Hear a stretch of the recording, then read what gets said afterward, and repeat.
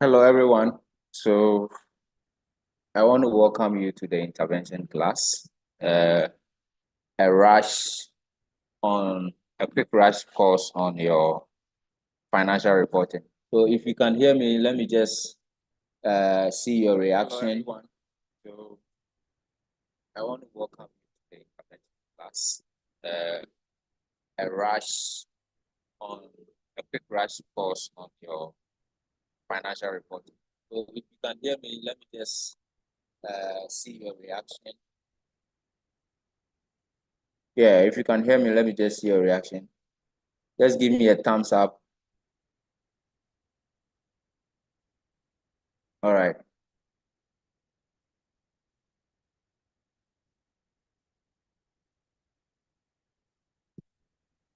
Okay. So your course is structured in the perspective of you having is a 100-mark paper, because there is framework. You need to go through and do your framework, conceptual framework, ethical framework, and legal framework. So you have this frameworks. We have the conceptual framework. Of course, the conceptual framework, you need to understand the 2018 conceptual framework, the chapters of the 2018 conceptual framework. So that is the one that we'll be looking at. Then we have ethical issues, ethical or regulatory framework.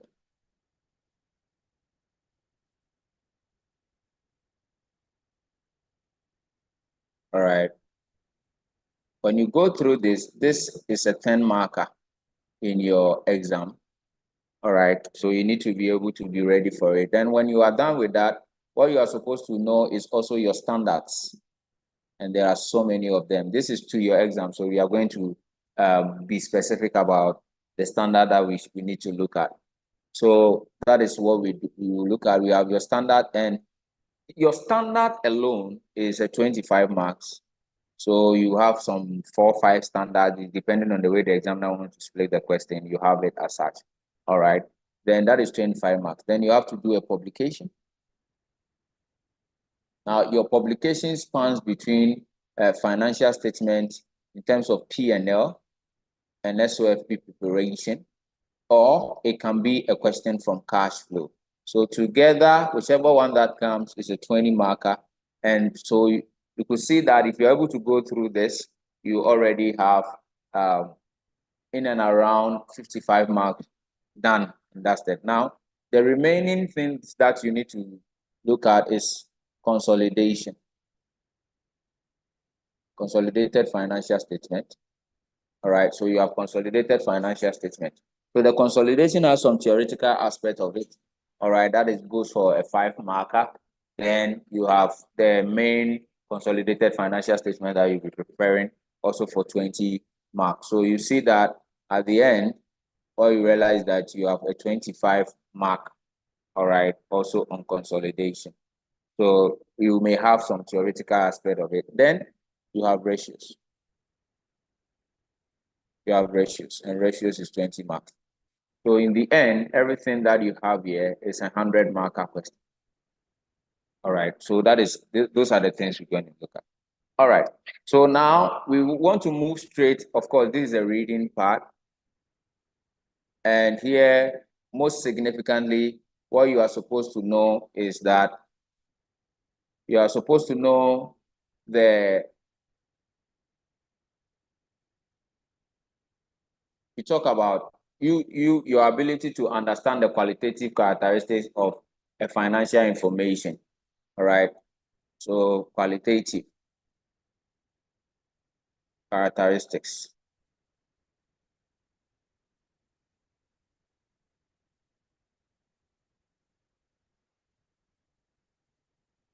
of a financial information. Now, don't forget, we have the fundamental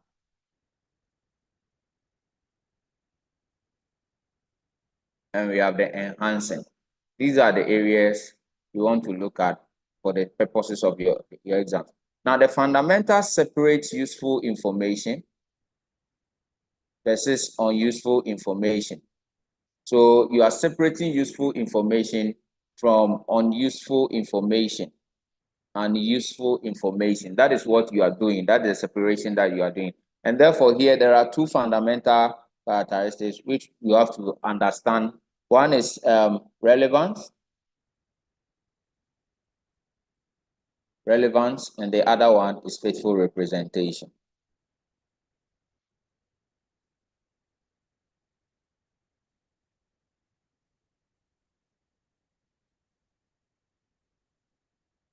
All right, relevance and faithful representation.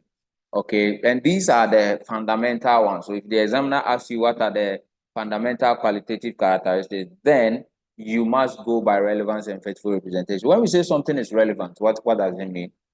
It means that is that the power to influence somebody's decision.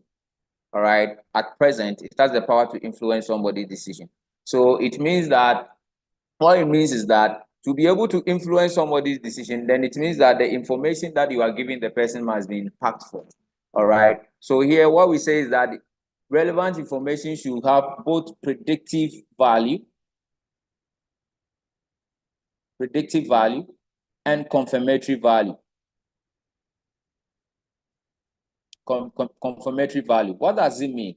Of course, relevance is affected by how material the thing is and by the nature and also the timing of it. Okay. So it's very, very important because if something is relevant, then it means that it is provided in time. And so that those falls part of some of the things you need to talk about in the enhancing. All right. So we're going to look at that. But when we say something has a predictive value, the predictive value is just trying to tell us that we can use that information to make a prediction in future. Okay, that information we can base on it to do something in future. So basically that is that. When we say it have a confirmatory value, then it means that it confirms something that happens in the past. So for example, if you take an invoice, the invoice becomes relevant because an invoice confirms a transaction that happened in the past. All right, that is that. If I also see a forecasted cash flow or a forecast financial statement, it is trying to tell me something in future.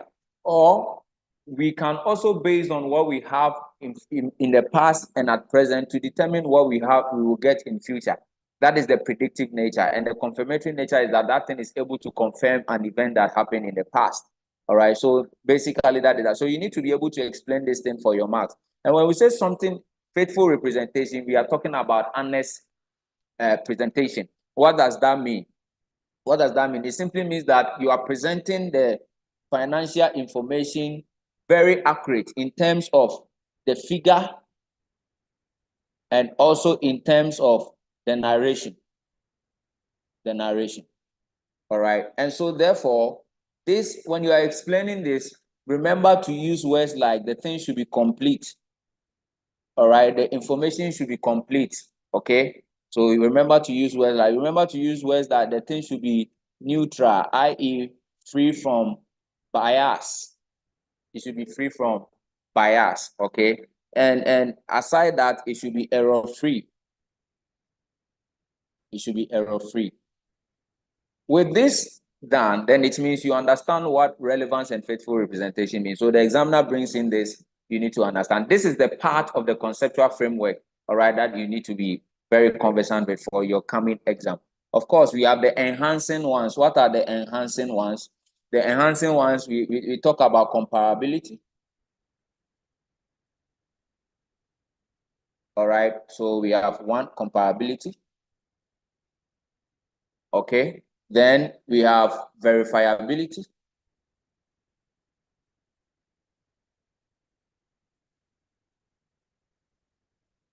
We have timeliness. Then we have understandability.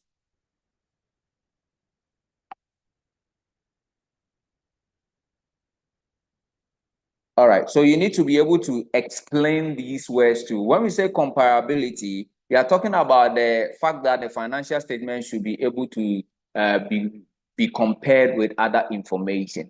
All right, and this is the reason why you do ratio analysis. This is the reason why you do ratio analysis. Your ability to compare, all right, the financial statement. And to be able to do that, there has to be consistency because you cannot compare mangoes to oranges. There has to be consistency. Example, if you are doing, if you are going to go in and do comparing financial statement, you can't compare somebody's financial statement that is using a depreciation of, let's say, a straight line method, and to another one that is using what do we call it, reducing balance. So in that case, it means that there has to be some kind of consistency in your accounting estimates and also your accounting policy. There has to be a consistent approach to it. So that is the key word when you're explaining comparability you should bring. When that one happens, we even stop reading, go on to mark you. All right. Then we talk about verifiability. What is verifiability? Verifiability. So verifiability is simple. It's just trying to say, so take for example, if you have a financial statement, an audit firm like EY will come and audit you and say it's true and fair. KPMG can come and audit you and also say it's true and fair. Deloitte can come and audit you and say it's true and fair. So verifiability simply means that you are having different knowledgeable people coming to a similar conclusion about your financial statement. All right. Knowledgeable people, please do. So you can't say carpenters, you can't say engineers. You have to have knowledgeable people. All right. So that is that. And timeliness is simple, that the information must be provided in time, all right, to make it so relevant. Again, when you are doing this side of the enhancing, the purpose of the enhancing is to separate more useful information from a less useful information. Separate more useful information from a less useful information. So that is that. The information is already useful when it passes the fundamental stage, but in the enhancing, it helps us to separate the more useful information from the less useful information. So it has to be provided in time, because yes, information can be relevant, but if it is not provided in time, it becomes less useful. All right. The pastor says if you have somebody who has something against the marriage, come and say. You have it, you don't come and say anything. The marriage has happened. Now you stand somewhere and you'll be doing chokrodo. Yes, you had information. Your information was good, but it wasn't provided in time. It was useful, but now it is less useful. So if it is provided in time, then it's more useful. What about understandability? Of course, it means that people should be able to, it's clear enough for people to be able to comprehend what the financial statement is communicating. So, I mean, the investor must understand and to be able to invest, all right? So in your conceptual framework aspect, this is the part that you need to be very, very vigilant and so that you can deal with it perfectly. All right, so that is that. Then another thing you have to appreciate is as part of the regulatory is, so when it comes to this side, the conceptual framework, we pick your chapter 3, we deal with it. All right, so this is it. Okay. Of course, we have elements of financial statements. It's part of the chapters in the conceptual framework.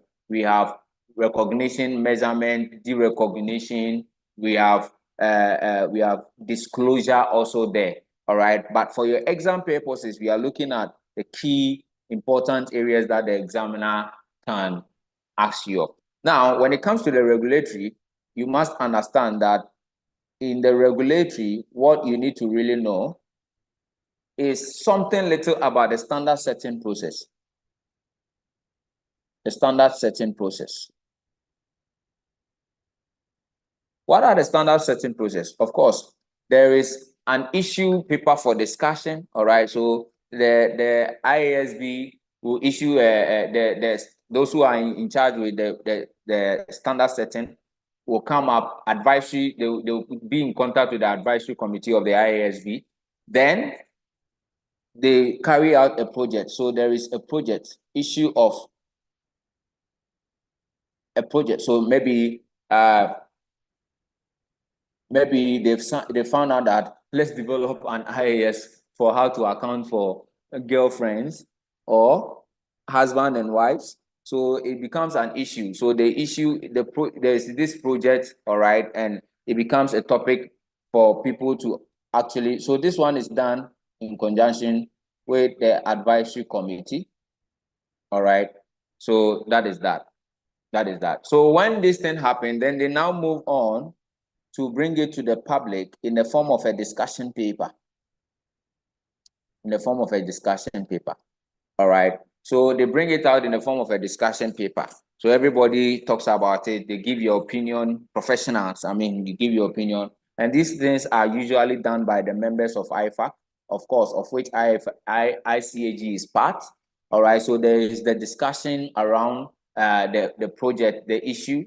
All right. So the issue paper, it comes in, people discuss, and the discussion goes on. Normally, the discussion can take 3 months, which is like 90 days. It can happen. All right. So people deliberate, you give your professional opinions on this. And once that thing had happened, they take all these opinions together and summarize it. All right, and issue it in the form of an exposure draft.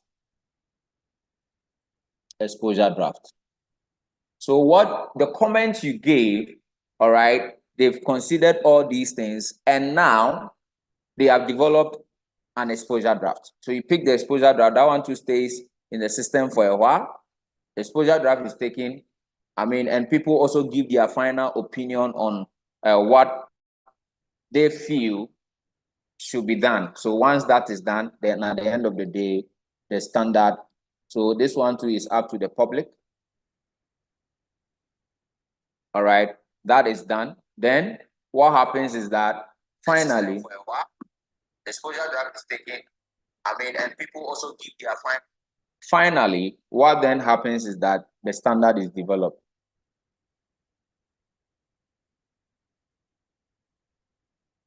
All right, so the standard is developed. These things may take like 60 days or 30 days in special cases. All right, the exposure draft. Okay, so that is that. Now, at the end of the day, the standard is developed and the interpretation paper is also issued in addition to it. All right, then it is monitored for any amendment. So every time a standard is, so the fifth one you can add is monitoring. All right, monitoring. Okay, then they monitor. So that is the part that you need to understand. Of course, you are writing an ICA paper, and ICA is part of the regulatory, so they can ask you the functions of ICAG as part of your paper.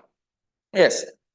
Understand that you are writing an exam to become a chartered accountant. So that is the function of ICAG. They provide the materials that you learn. They examine you and train you into chartered accountancy. Then when you become a chartered accountant, they regulate you. So ICA is performing a dual role of making accountants. They have the dual role. They make accountants and they regulate accountants. All right. So that is that. By law, they are the ones in charge to regulate the accounting profession in the nation. So that is the part that you have to know. All right. Then lastly, the ethical consideration. The ethical consideration. The ethical consideration. Now, in this ethical consideration, you need to know the 5 ethical standards. If you forget, use this acronym, COPY, where C is for confidentiality. All right. O is for objectivity. P is professional competence and due care.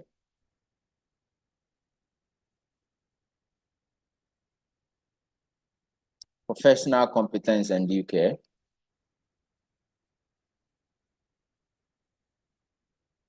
All right. Then you have the other P for professional behavior.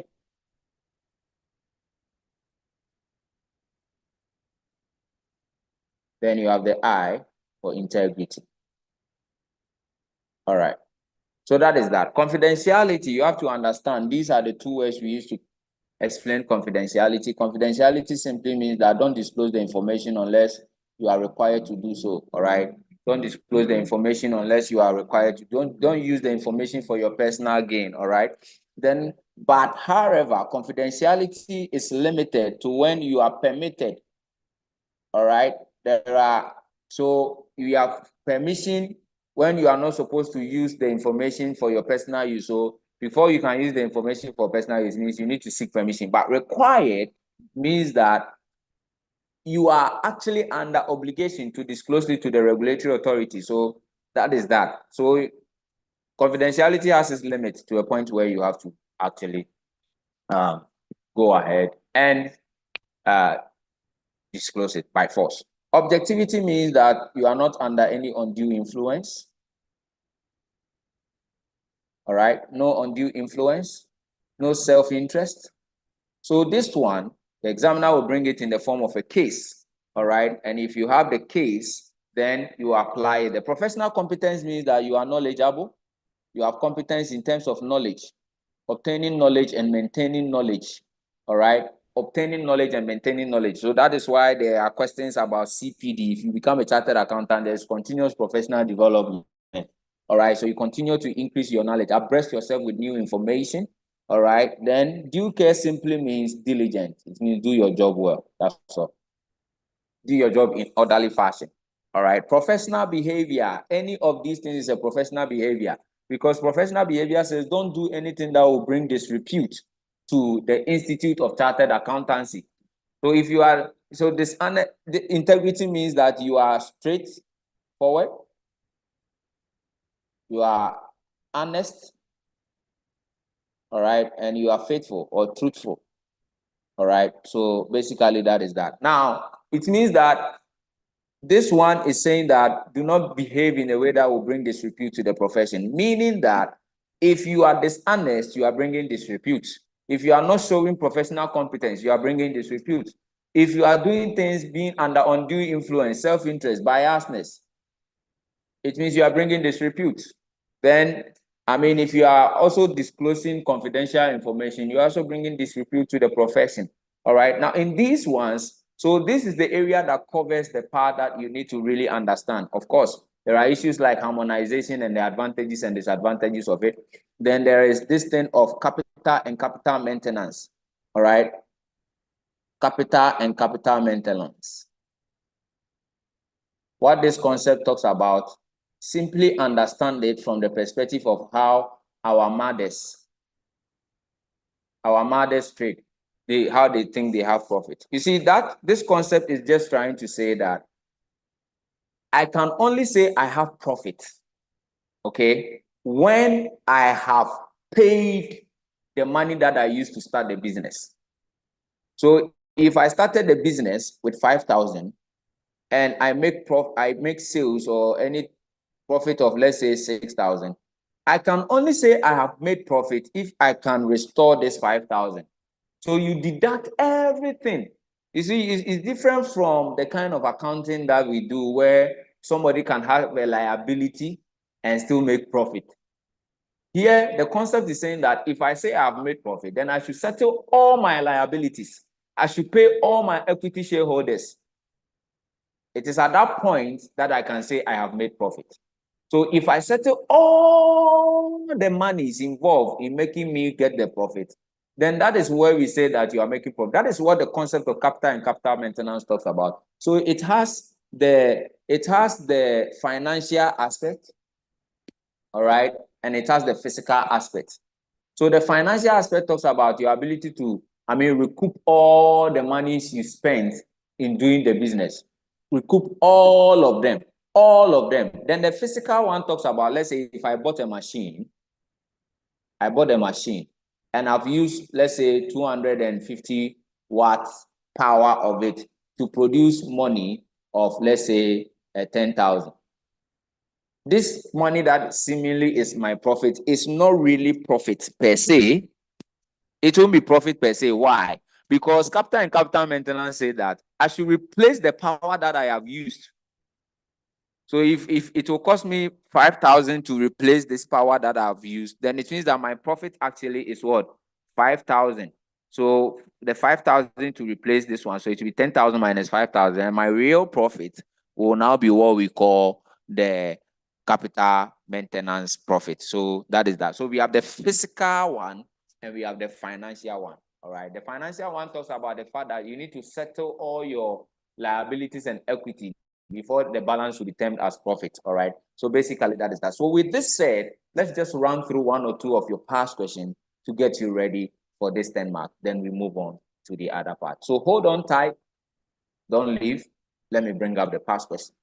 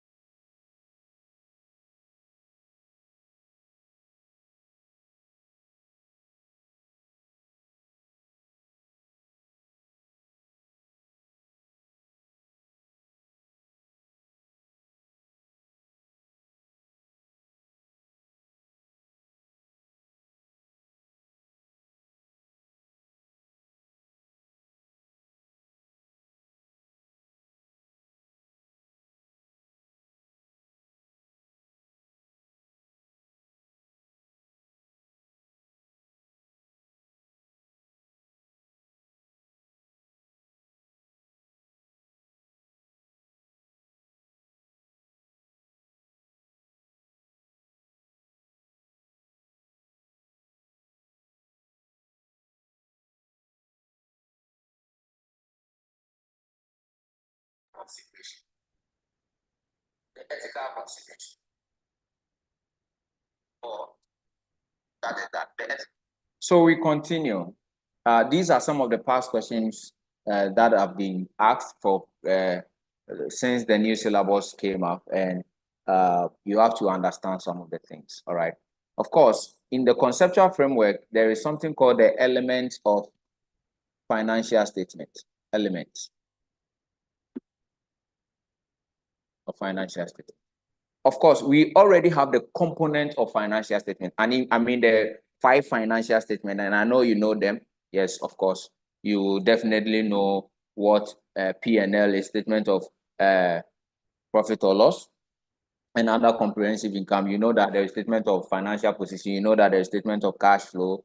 All right. You know that there is statement of changes in owner's equity. Then you also know that there is the note to the financial statement. Now, but there are elements of financial statement. There are 5 elements also. What are the elements? The elements are what you know. So under the SOFP, there are 3 elements, and under the P&L and OCI, PL and the OCI, there are 2 elements that are over there. Of course, OCI is for revaluation reserves. Okay, so we have assets, we have liabilities, and we have equity. So you realize that this question says that define equity. All right, define equity. Now, don't forget, this is what you started learning in your senior high school days, where asset is equal to capital plus liability. I hope you remember. The E here is equity. Therefore, if we ask you to explain, define what E is A minus L. So what is that? What is that said in English? E is the equity, is the residual interest, all right, after deducting liabilities from assets, all right? The residual interest, okay, of an asset after deducting all your liabilities, all right? So that is that. What is an asset? What is an asset? Now, asset, be careful, is economic resource controlled by an entity. So that is that. Here we talk about the fact that it's an economic resource and controlled by an entity because of past events. because of past events. So that is the definition. Of course, this is the definition since 2018. Prior to 2018, we used to add, which will result in future economic benefit flowing into the entity. Please, this economic resource that you see here is a set of rights. Right.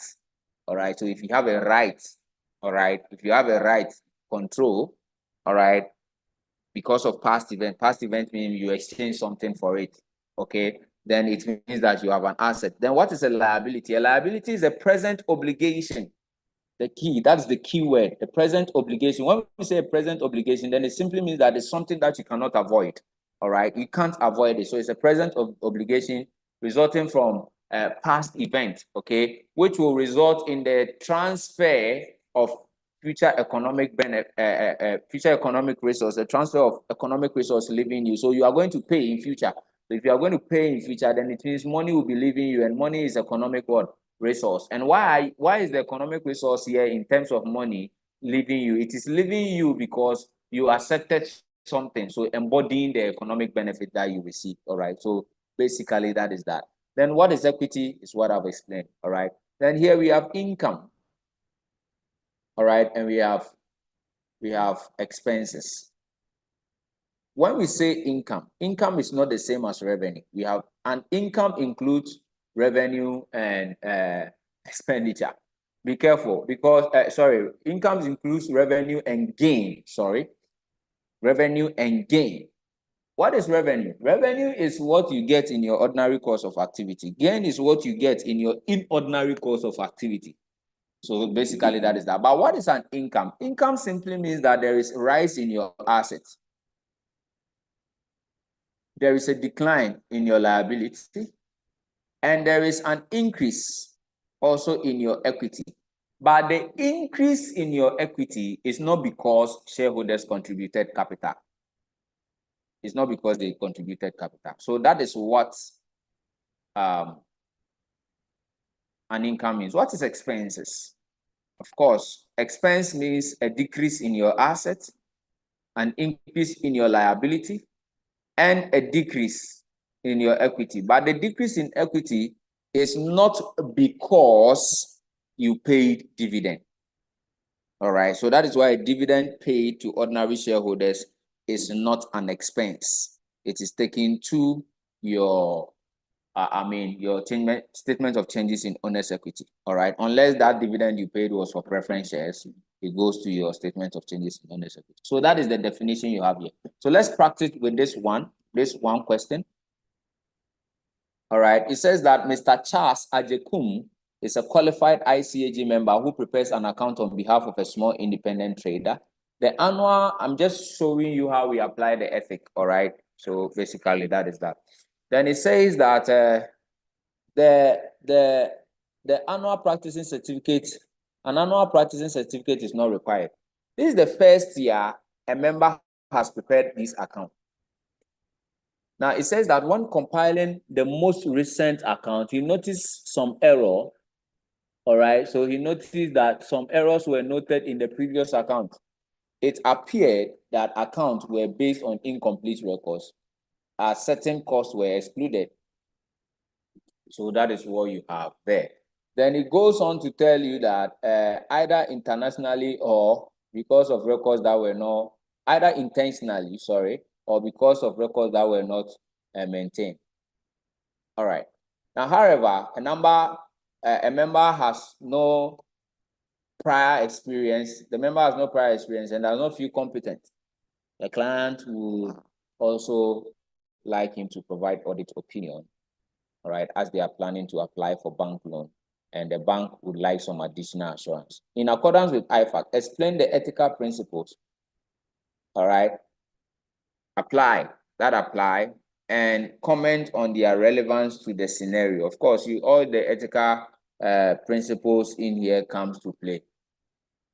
All your ethical principles come to play.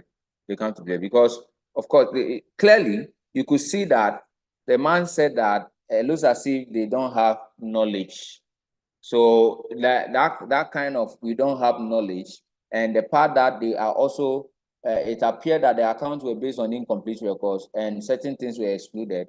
means that the person is not exhibiting professional competence. How can you do something and some will be excluded? You are also not practicing diligence.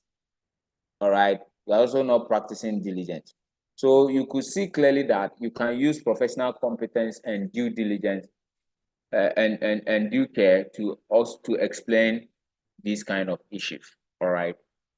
Anyway, as I go on, if you have a question, you can drop it in your chat box and I'll respond to all form of questions for you. Is that okay? And in any case too, I always tell students, if you are able to get any of the ethical issue in the question, then it means that automatically you have professional behavior. Automatically you have professional behavior. Okay, so if you're able to get any of them, when you have one, you automatically have professional behavior, because anything that somebody does that is not good at all, or it violates professional competence, integrity, and all those things that we mentioned, it tells you that that person is not exhibiting professional behavior. All right, so basically that is that. So here you could see clearly that there is issue of professional competence and due care. So professional competence and due care, PC and DC. All right, you could see clearly that it's exhibited in the statement. So over there, in here, so professional competence, how can you narrate professional competence in the case that you have here? You can narrate it because it looks as if they lack competence in performing their work. And so throughout the course, you realize that they even acknowledge that when compiling it, they notice so many errors. Noticing so many errors is a symbol of your incompetence, all right? So basically that is that. All right, then also, what about integrity? Yes, integrity is applicable. Integrity requires that you be truthful and you have also be honest in all your professional dealings, all right? So it means that if there is any information that will be misleading people, you should desist yourself from it, okay? So here, as you can see, Mr. Ajekum has highlighted his concern and to his clients and explained his views with clear rationale, as you can see, with clear, backup. All right, so you can talk about it's 6 months, so pick any three and talk about it. So basically that is that. So spot those ones in the question. Confidentiality, is it acceptable here? Because is he disclosing the thing outside? No, there is nothing like that. He's not disclosing anything outside. Nothing like that. All right. So objectivity. What is objectivity? Somebody doing something for personal interest? No. If you see that this person is doing it for personal interest, then objectivity comes to play. Okay. Again, if somebody is giving somebody pressure to do something, objectivity comes to play. So basically that is what you go through and do. All right. So ladies and gentlemen, these are the issues, all right, that you need to be ready for. That solves your ethical part of 10 marks. So please get to know your fundamental and enhancing, all right? Get to know those things. Get to know how to answer the ethical question, all right? Get to know. So for example, look at this question. You have Julius, all right? And Julius Opuni is a chartered accountant and has been appointed as the chairman of the senior high school governing body on a voluntary basis. He has also been appointed as the finance and building he has also been appointed to the finance and building committee that awards building contract. And now the membership of this committee includes a number of individuals with private sector experience and local businessmen. One of the local contractor, Mrs. Esther Asamoah, who has been a governing member for a number of years, and it is well respected by the governing body. So it's part. That's what they are trying to tell us. He's a local contractor. Now it says that at his first meeting, the committee considered a report from the head teacher about the condition of the school hall and set out scheme for remedial building. Remedial building was with estimated cost.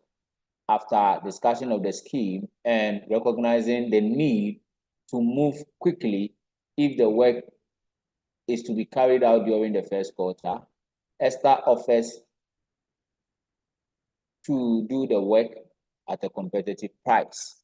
And it says that, and the other governing members on the committee are minded to accept the offer. However, although the offer, it talks about the fact that although the offer has been made, the governors are not considering to use a formal tender process. That is not professionalism if you are not using a tender process. So these are, issues that you have to spot at as early as possible. As early as possible. Why are you not using the proper tendering process?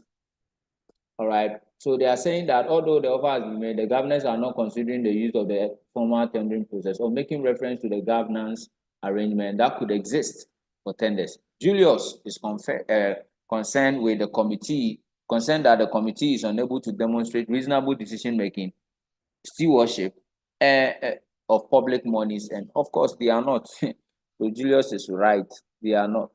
So what do you see in here? The fact that they are not going to use the proper proceedings is an issue of integrity. So talk about integrity. All right. Talk about the integrity. Why are they doing that? Of course, objectivity is there because it looks as if they are doing it, somebody is doing it because of relationship and also because of self-interest. So talk about objectivity. All right. So that is that.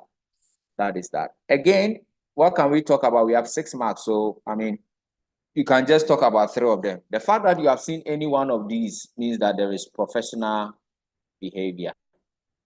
All right. So talk about the fact that the 2 will sum up of not exhibiting professional behavior. What are your remedies? Just exhibit integrity. Be honest. They should follow the proper procedures. That's all. That's all. That's all. So you just talk about the other side of the story. So ladies and gentlemen, these are your 10-mark area that is done. And what we're going to do is to quickly move on to a publication question. And in the publication question, we will be dealing with the standards 1 by 1. Standards 1 by 1. All right, so when we be solving the publication question, PPE will show up, okay? Then all the other ones will show up. For your exams, take note of PPE because it is come, and take note of IAS 12. That one too is come. Whether you like it or not, it is coming. It's always part of your publication question. So let's go and pick some publication questions and do justice with those publication questions. All right. So that is that. And these publication questions we're going to look at are not just past questions. We don't want to look at past questions that has been examined already. We want to look at questions that are likely that your examiner is testing. All right. So be ready for that. Be ready for that. So let's look at publication. Publication. So hold on, don't go away. We come back shortly.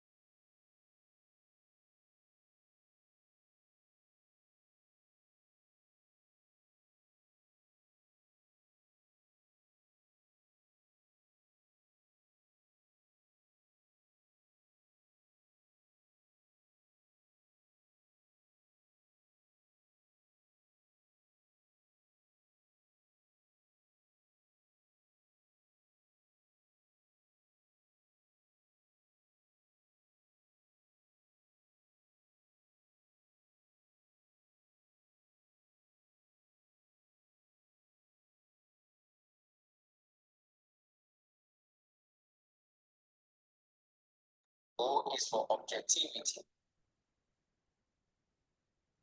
P is professional competence and care.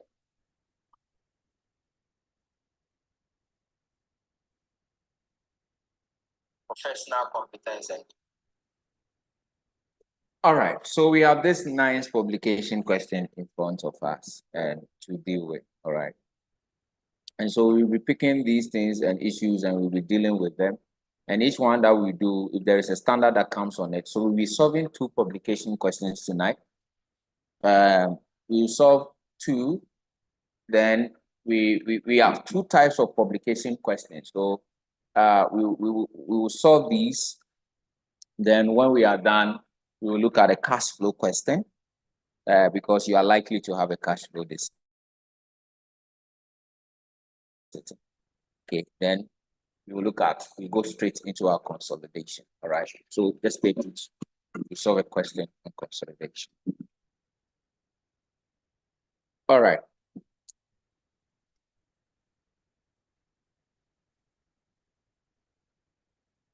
So we have a question that says question in Robo. So the extract has been given to us. All right. So now you need to memorize IAS 1 and know what goes into your profit and loss and balance sheet preparation. So in your exams, before you even read the question, you should be able to prepare your P&L before you even read the question, because P&L format is constant. It doesn't change. It's from IAS 1. So you need to be able to even do the format down before you start answering your question. So what we do is that you draw your format down straight away. IAS 1 says that, so this one we will have Robo Limited. Okay, then we have what? Statement of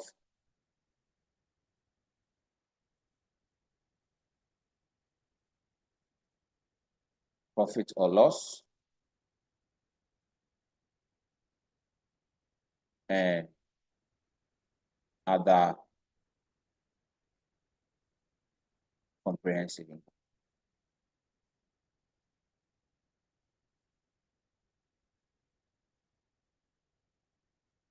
And we are preparing this as per the requirements of the question. We are preparing this on 30th April, meaning that their financial year should start somewhere when? May, the last year.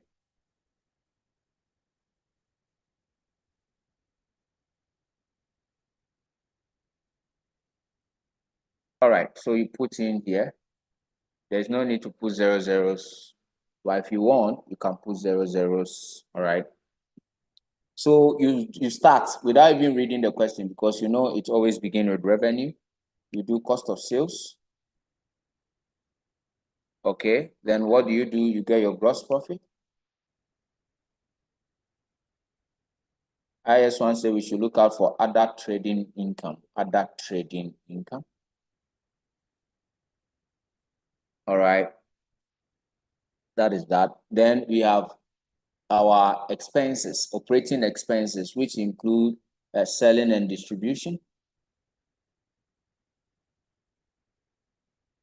It includes administrative expense.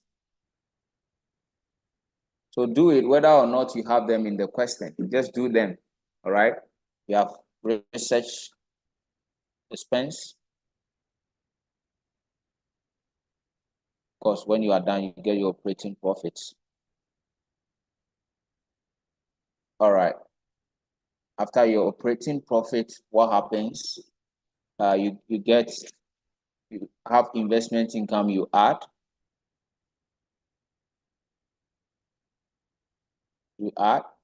Then if you have, what do we call it? Finance costs, you subtract. All right, then you get your profit before tax. Then you less your tax, and you get profits after tax. So you don't need to read the question before you do this. You really don't need to read the question. You can just do this. You have to have it done because you've been doing it over and over and over. All right, so that is that. Even in your balance sheet, I advise students do same. go and do same, because in the exams there is pressure. All right. So you start this thing to relieve pressure.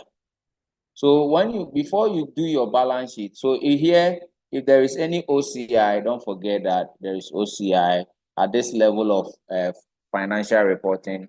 The OCI, only thing that will be there will be revaluation surplus, if any. All right. Anything that can come inside the revaluation surplus is deferred tax, if any.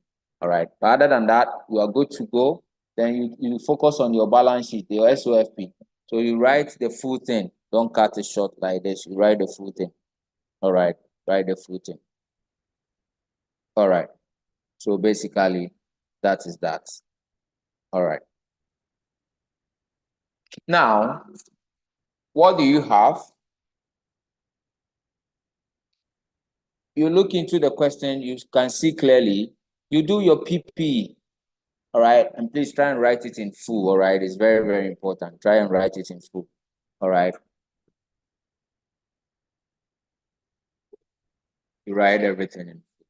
Now, after your PP, leave like 2 spaces because you don't know any other ABN, another asset may pop up. But if there is investment in the question, there's another one for you.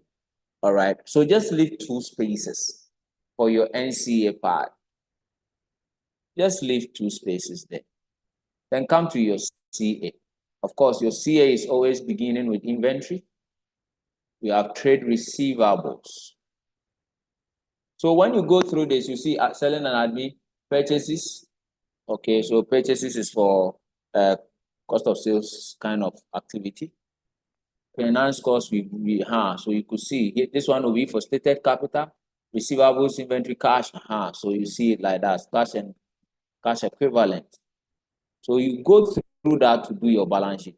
But when you do this one, to leave 2 spaces because you can make a mistake where you will need something to write. So you are doing this even before reading the question.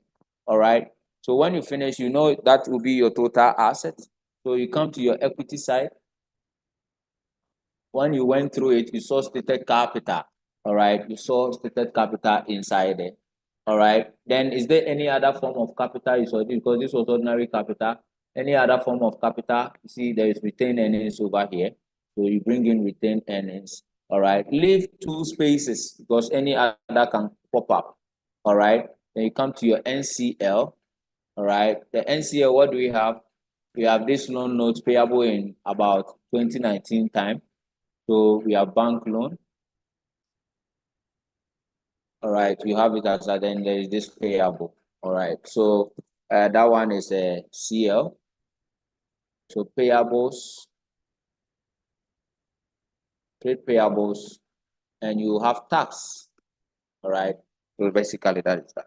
All right, so I'll be teaching the standard that comes up in each of the questions. So each standard that comes up in the footnote, I will use the opportunity to talk about the standard. All right, so basically that is how I'm going to approach it. All right, so that is that. Okay, so now let's pick the notes one by one. And please, the principle here is that to every footnote or additional information, there is what? A double entry. Footnotes are treated twice. So there will be a leg in the P&L and there will be a leg in the balance sheet. All right, so take note of that. If you don't do that, you'll be in trouble. To every note that you get here, make sure that there is a figure on that note to the P&L, and there's another figure to the balance sheet. Make sure you understand that. All right. So let's read the notes. This is for tax IAS 12. So I will introduce you. I will talk about IAS 12. And this is NCA held for sale. So I'll talk about this, what the standard says about NCA for sale. So by the time we finish, I mean, you see that I've talked about almost all the standard. This part is PPE, that's IAS 16. All right, so we will deal with that. Then he says that there is a revaluation of land. All right, that forms part of your IAS 16 also. Then the closing inventory also has some adjustment to be done on it, and that closing inventory will also be IAS 2. So I'll give you the principle under IAS 2. All right, then the intangible asset of brand. So that one is IAS 38. So I'll give you the principle of IAS 38. So by the time we finish solving this question, you see most of the issues have been done. Then we pick up another question that will help us do lease. That will help us do IFRS 9. Right? So financial instrument measurement and recognition. So by the time you realize we have done all the standards. All right. So basically, that is how we are going to approach it. Okay. So that is that. Then we will do how to do cash flow. All right, for publication. Because like I said, if I deal with all the standard, then it means that the next one will be about your cash flow, and we do a consolidation question, and we are through for the night. So you can just take your time and revise. All right. So now, what do we have? We start with our notes. Note 1. The note 1 is about tax, and tax is IAS 12. All right, tax is IAS 12. So what you do in your exam is that you create the notes one by one. So your additional information 1 will be your note 1. Additional information 2 will be your note 2.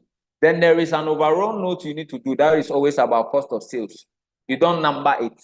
You finish everything before you number it. All right. So please take note of that. So IAS 12. What does IAS 12 say? Now be mindful.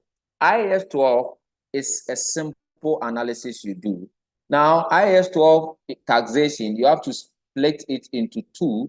We have current tax and we have deferred tax. I think this question doesn't have the deferred tax concept inside it. So immediately I'll find out where we can find out a question that has a deferred tax, then I chip it in. All right. So basically, that is what we're going to do. Okay. So now, so here, what you need here is the estimate for the year, estimate for current year.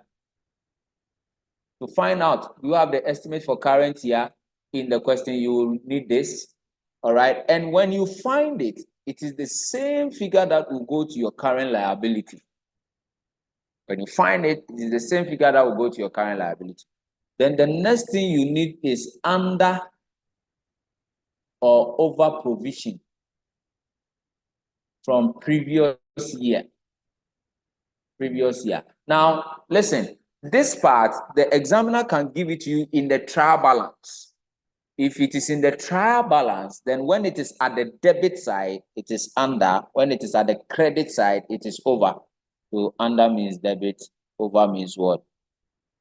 Credit side. All right. So you find that one, you add. And the third thing you need is what we call movement in deferred tax. Movement in deferred tax. Now, how do we find movement in deferred tax? You need the opening balance of deferred tax. The opening balance of the deferred tax, you will need it. Then you will calculate the closing balance of the deferred tax. So you will calculate it. How do we calculate it? Deferred tax is simple. You will need the tax rate, all right, multiply by the temporary difference, all right?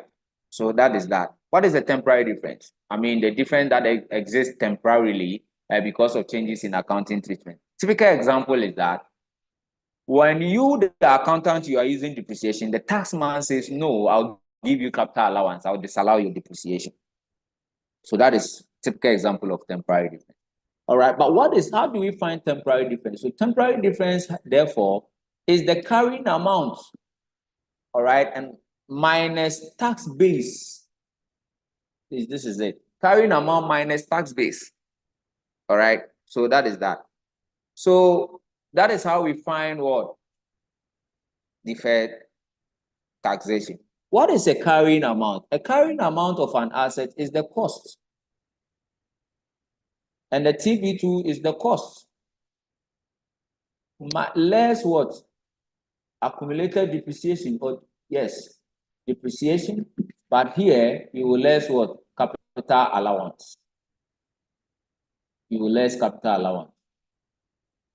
So you will get your carrying amount here, but the taxman calls it what? Tax base. All right, tax base. So the difference between that is your temporary difference. Therefore, so what therefore is deferred tax? the closing deferred tax. Closing deferred tax is the tax rate minus the temporary difference. Now watch this. Watch this. Sometimes it will not be the carrying amount. It will be the revaluated amount. The revalue amount.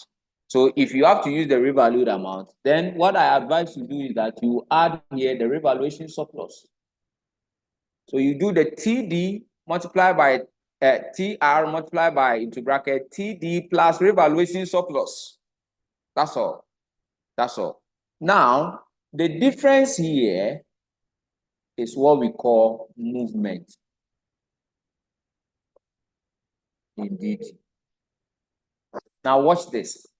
If there is no revaluation surplus, then the difference will be for P&L. All right, the difference will all be for P&L. So it is this movement you have to come and do and bring here. All right, but if, listen carefully, if there is revaluation surplus inside, like you have to come and add it to determine this, then it means this closing balance has revaluation surplus inside. Therefore, you need to split it because revaluation surplus is not a P&L item, it's an OCI item.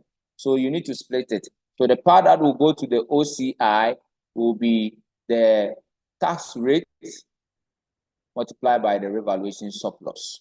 Then the difference will go to the P&L. All right, so therefore, in that case, it is the P&L one that you will bring here. All right, ladies and gentlemen, this thing can be an asset. It is not all the time that it's a liability. It can be a negative figure. All right, even here, they can give it to you and it's a deferred tax asset. Put it in negative. All right, that is that. So if it is positive as you get it here, it will go to your NCL. It is negative as you get it here, you go to your NCA, the closing balance. All right, please take note of that. All right, then here, when you bring the movement, then you have this. And this is the value that go to your P&L.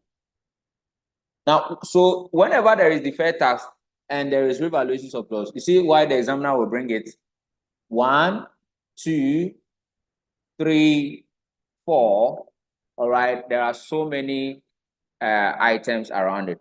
But in this particular question, you were given tax for the year. So it's 227. So you put here 227.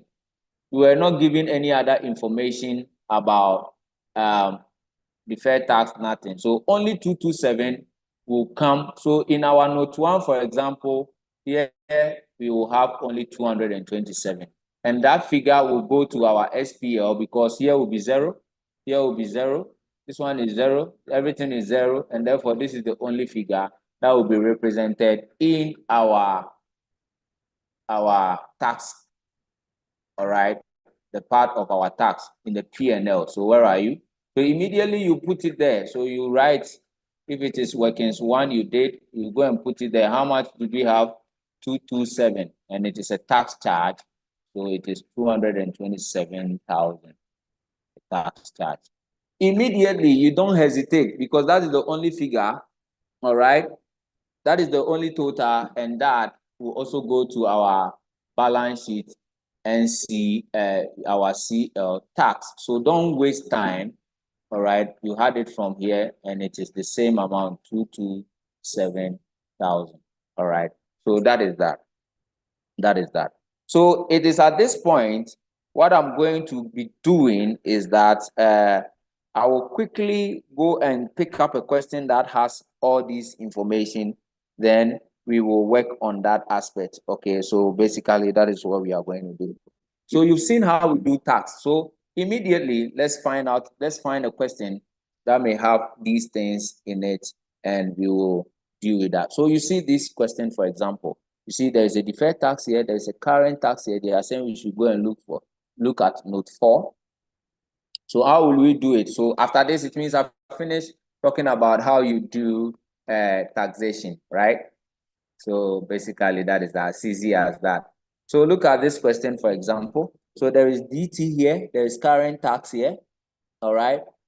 So you see that, okay? So here, you see where it is positioned? You see where it is positioned, all right?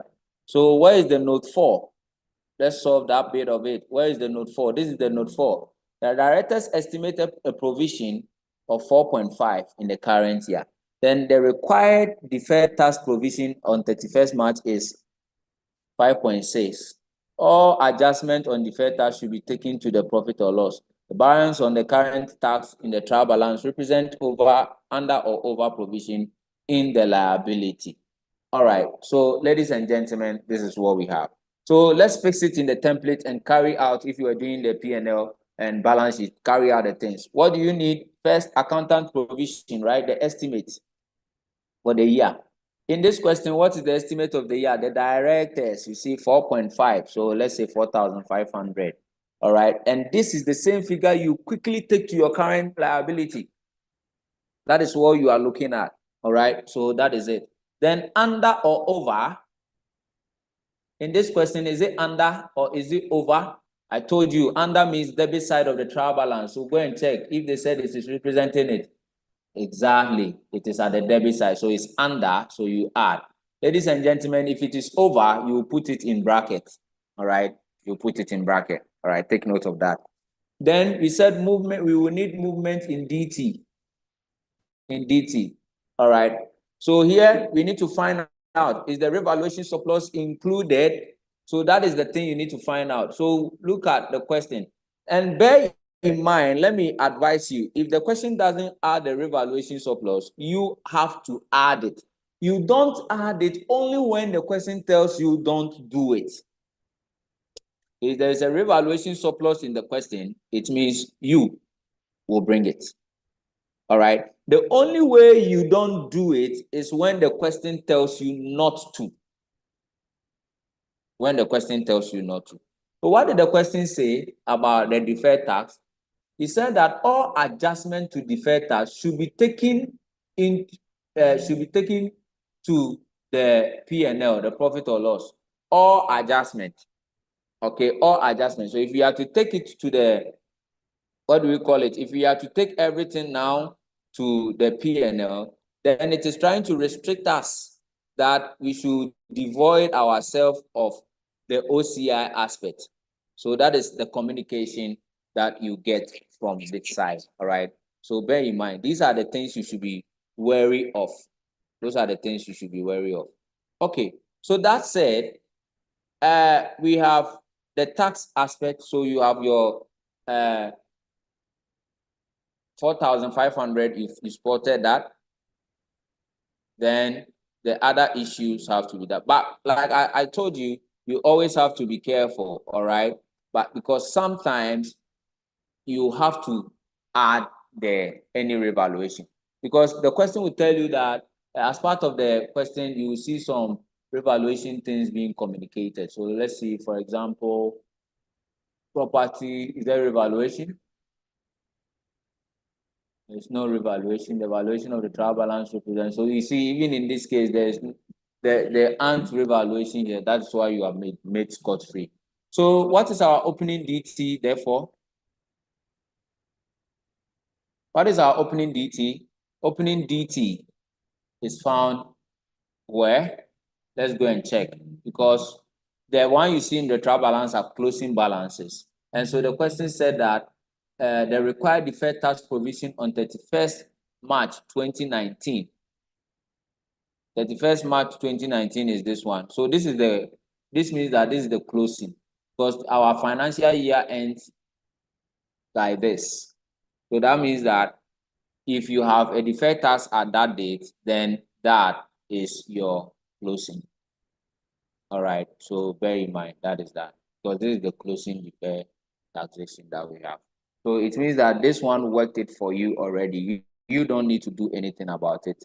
It was done for you already. So if that is the case, our opening DT will be the one in our trial balance. Trial balance is 8,400.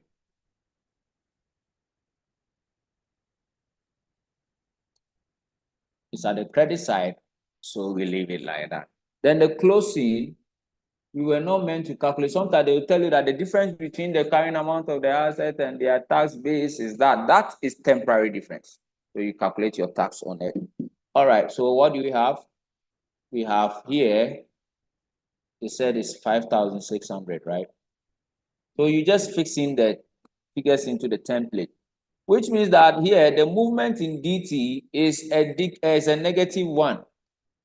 So what will be the negative figure? So 8,400 minus 5,600, that gives 2,800, the negative figure. So it means the movement in DT here is minus 2,800. All right, so basically that is that. Don't forget this one, in this case, is going to NCL. Then the movement has come. So when you deduct, what will you have? So we have this plus this, that is 5,200. That is what you have. 5,200. Then if you now deduct 5,200, if you take this one and do minus 5,200, what are you going to get? Minus 5,200. That is 2,000. So 5,200 and this, that is 2,400. So this 2,400 will go to our SPL as an expense. So basically that is that. But coming back to the question that we were doing, we had only 227. All right, so let's go back and continue with the next note. So the next note is about a piece of land, plant costing 556,000. All right, so that is what we have. And with accumulated depreciation of 21. So during the year, piece of land that costing 56,000 with an accumulated depreciation of 21,000 met IFRS 9 year for sale. The plant is available for sale at a price of 32,000 and the cost of 1,000 has been incurred in order to complete the sale. Now, what do we do with this kind of note? This is IFRS 5. IFRS 5. What does IFRS 5 say? Number one, what IFRS 5 says is that number one, the asset, before you can classify something as NCA for sale, number one, it should be available for immediate sale. So it means that you can't say you are selling the thing, but you are not ready to release it immediately. If you are not willing to release it immediately, i.e. you say you want to do some repairs, 1 or 2 be on it, then that is not, you can't classify it as, because if it is held for sale, it must be available for immediate sale at its present condition. So you don't say you are going to repair, do A, B, C, D before you allow its application. You don't do that. You don't do that. All right. So number two, if it qualifies, number two is that management should be looking for a buyer. And again, NCL for sale, when the thing is held for sale, we don't depreciate it anymore. That's number three. Then after you have classified it as held for sale, you should be able to sell it within 12 months after you have classified it, unless there is circumstances beyond your control. And even if there is circumstances beyond your control, you still should be in the market making, services of looking for a buyer. All right, so that is that. So now that they've done this, what does this mean to us? Our note 2, what does this mean to us? What this means to us is that the thing was 56 and had accumulated depreciation of 21. So that gives us what? If you deduct 26, 20, we have 35, right? All right, that is the C, and that is the point where it met the NCA process. So we won't depreciate it anymore. All right, we won't depreciate it anymore. But they are telling us that this is the carrying amount of it. All right, this is the carrying amount of it. Now, the subsequent measurement of this thing we talk about, the value that you will be using is the lower of carrying amount and fair value less cost to sell. The lower of carrying amount and fair value less cost to sell. That is impairment also comes into the picture. So therefore, you see fair value, this is the carrying amount. Fair value less cost to sell was what? Less cost to sell. You see, I told you that to every footnote is treated twice. Do you remember we treated this twice? One in the P&L, one in the balance sheet. This one, fair value less cost to sell, the thing is being available for 32,000 cost to sell it is 1,000. So it means that you have 31,000. All right. If that is the case, we say we pick the lower. So if you are picking the lower, this would be the figure inside our SOFP. What will be the figure that will be represented in our P&L? Your guess is as good as mine. It is the difference, which is the impairment of what? 4,000. All right. So we will treat impairment of 4,000. Now, where will the impairment go? Impairment usually is supposed to be in administrative expense, but this is an impairment on an asset, a PPE, all right? And so therefore, we will treat the impairment, okay, inside our cost of sales. So you create your cost of sales working somewhere. Let's do it here. We don't number it because it's the last one that we will number. So per trial balance, how much do we have in the, okay, so this is the O type one. We have opening stock. Opening stock, do you remember the olden days? Opening stock, how much is our opening stock? Your guess is as good as mine. The opening stock, 167000. Add purchases. How much is our purchases? 2875,000. You used to add carriages then things, right? Then we will be less in closing stock, okay? We will be less in closing stock. And where will we find our closing stock? So we check the other issues in the notes, all right, also. Because this cost, this is our reporting date, and this cost is the beginning of the date. All right, sorry, this is the beginning of the date. Beside that, we don't have any inventory mentioned here again, right? So let's check our notes. This is it. Closing stock is valued at what? 182 before any adjustment on damages. So before any adjustment of damages, but we have to do adjustment on damages. How do we value closing stock? IAS 2. IAS 2 says that closing stock is valued at the lower of cost and net realizable value. So the closing stock was valued at 1.82. So that is one. So that is another note we need to deal with. So we need to deal with that. So we come back to our cost of sales then. So let's now continue with the other note. But don't forget that the reason why we went to go to cost of sales was what? An impairment we were adding. Impairment of 4,000. All right, so we've added that. So we've treated of course, this one at the end of the day will go to the P&L. So we've seen what will go to the balance sheet. So immediately go to your balance sheet and drop that figure. Don't wait. Just go to the balance sheet and drop your 31,000 as the balance sheet figure. Don't wait. Just go and do it. All right, so let's go and do that. Our 31,000. This is an NCA held for sale, so it is a current liability. That's why I told you to leave some spaces. NCA held for sale. Workings number 2. So we drop it there, 31,000. All right. That is how you do your publication. So you don't wait with the notes before. You don't do all of them before. You'll be confused. So now let's go and do note 3. Note 3. So note 3 talks about a plant, all right, a plant. So the plant. So somebody will ask, why didn't we depreciate? I've told you.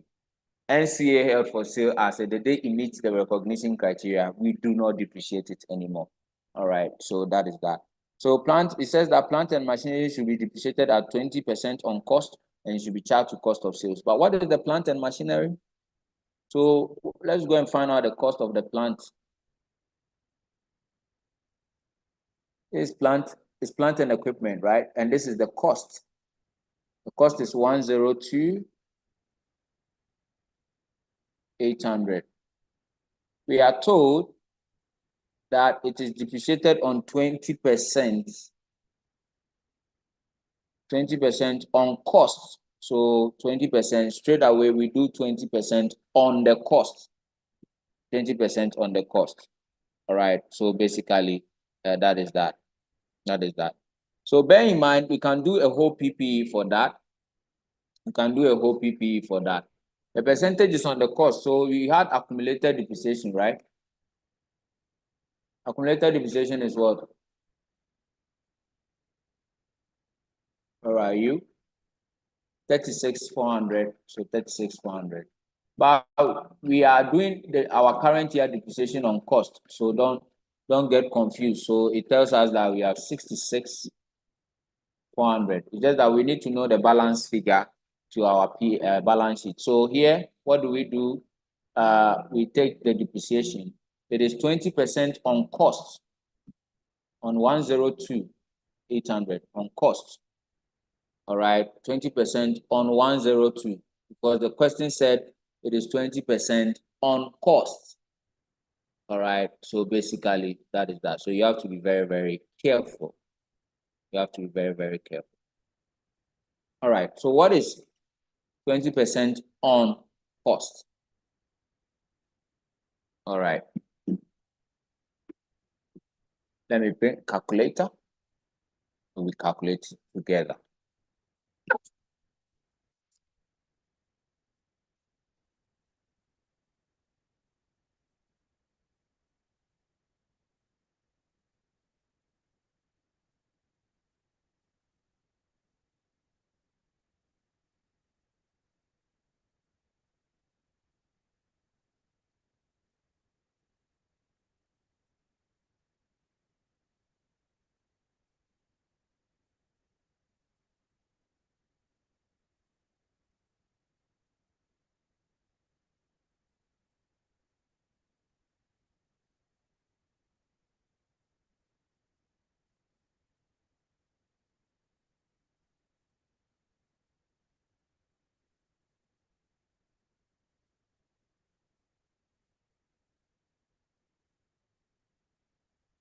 All right.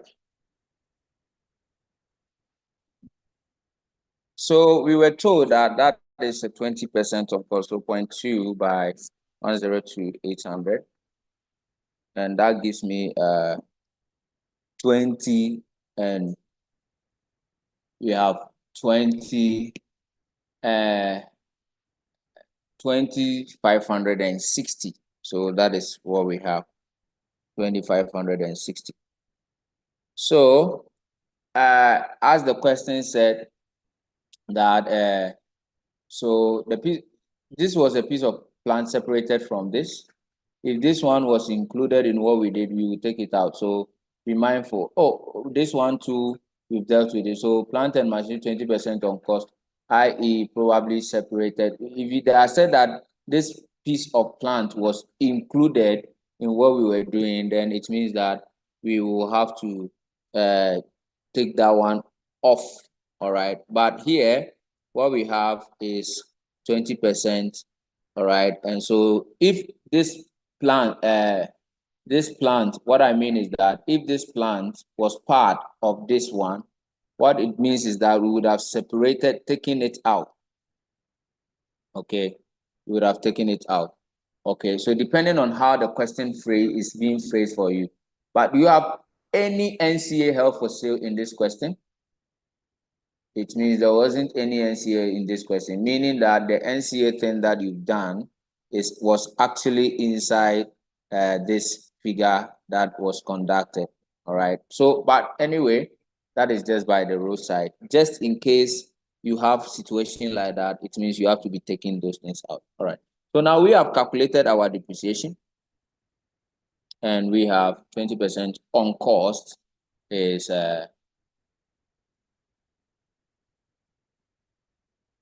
2,560.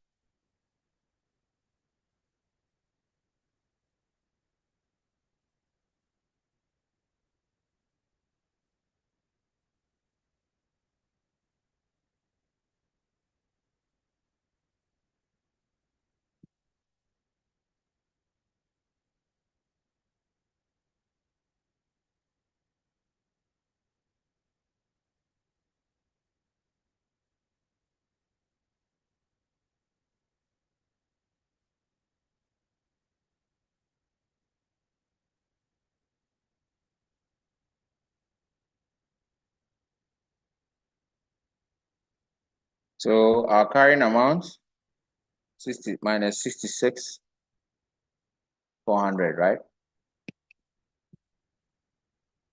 And that gives me 45,840.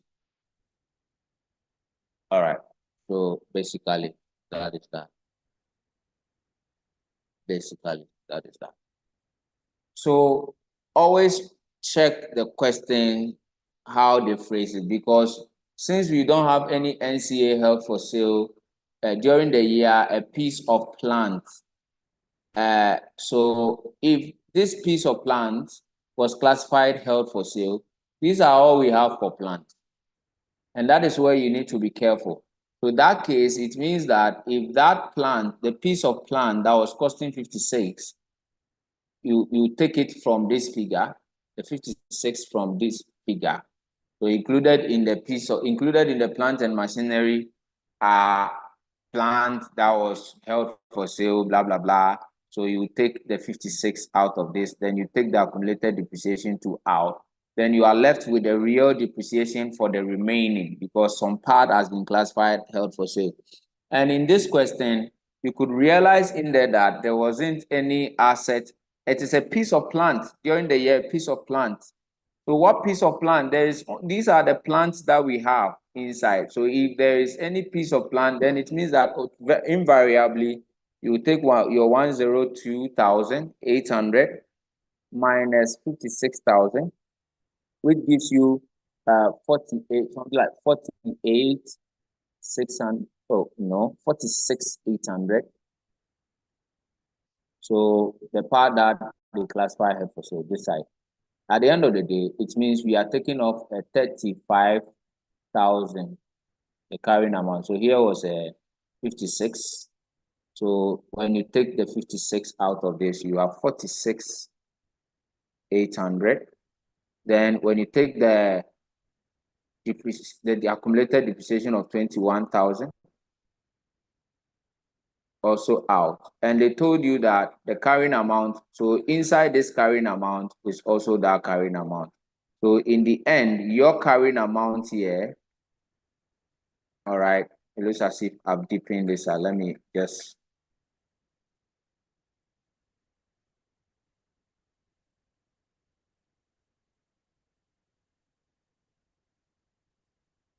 So we are taking these figures out. If you take this one out of this and take this one out of this, automatically you are taking this one out of this. So that is what I mean. So if you have 66,400, then you minus 66,400, then you minus 35,000. What you'll be getting here is 32,900. All right, so that is what you'll be getting. But you see, these things really don't matter, like I said, because the question normally will say included in, all right, are so and so and so and so, which tells you that the cost that you are going to, you take this 56 out of this. When you take the 56 out, you get the cost on which you are going to do your depreciation. It will affect this one. So what do we talk about? We are talking about the fact that if I have 102,800, then I take the 56,000 out of it, which means that I have 46,800.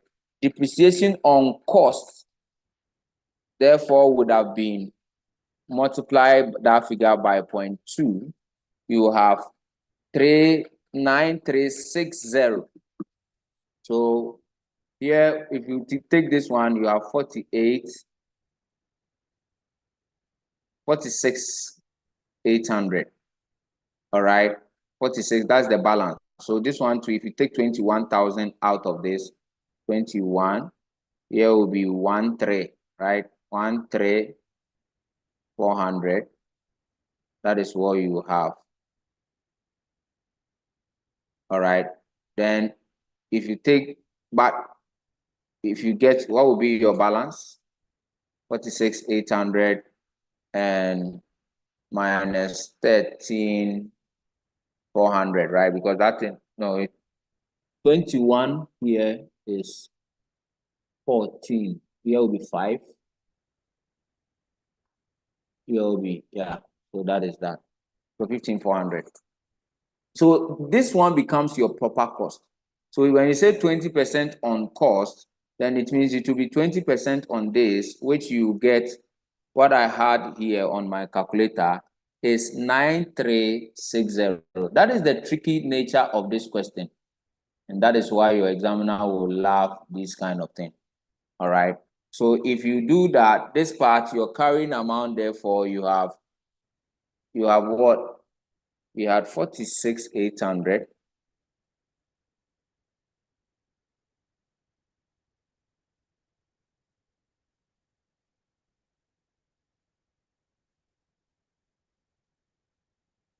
Minus 15,400,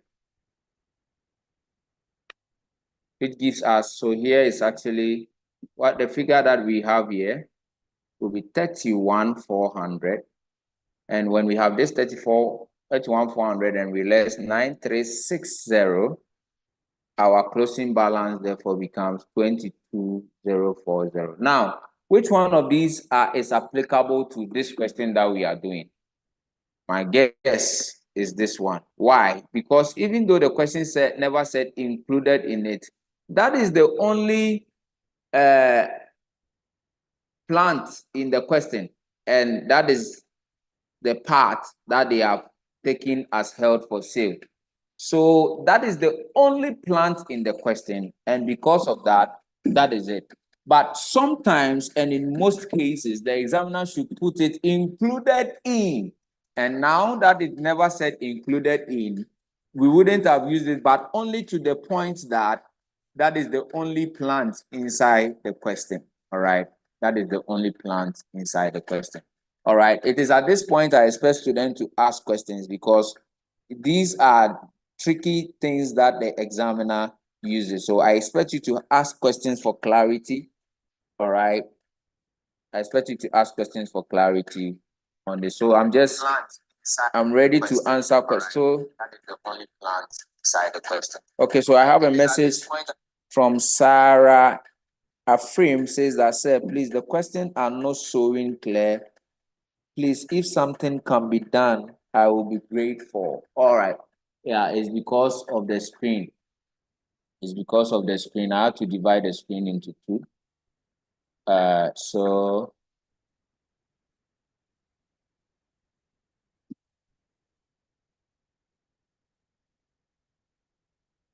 Sarah, is it better now? I've expanded it small. Is it better now? Which means the place that I'm writing will reduce. So Sarah, I would love your feedback again. All right. But I need question on this part because that is the only tricky part in this question, which we expect the examiner to resort to. All right.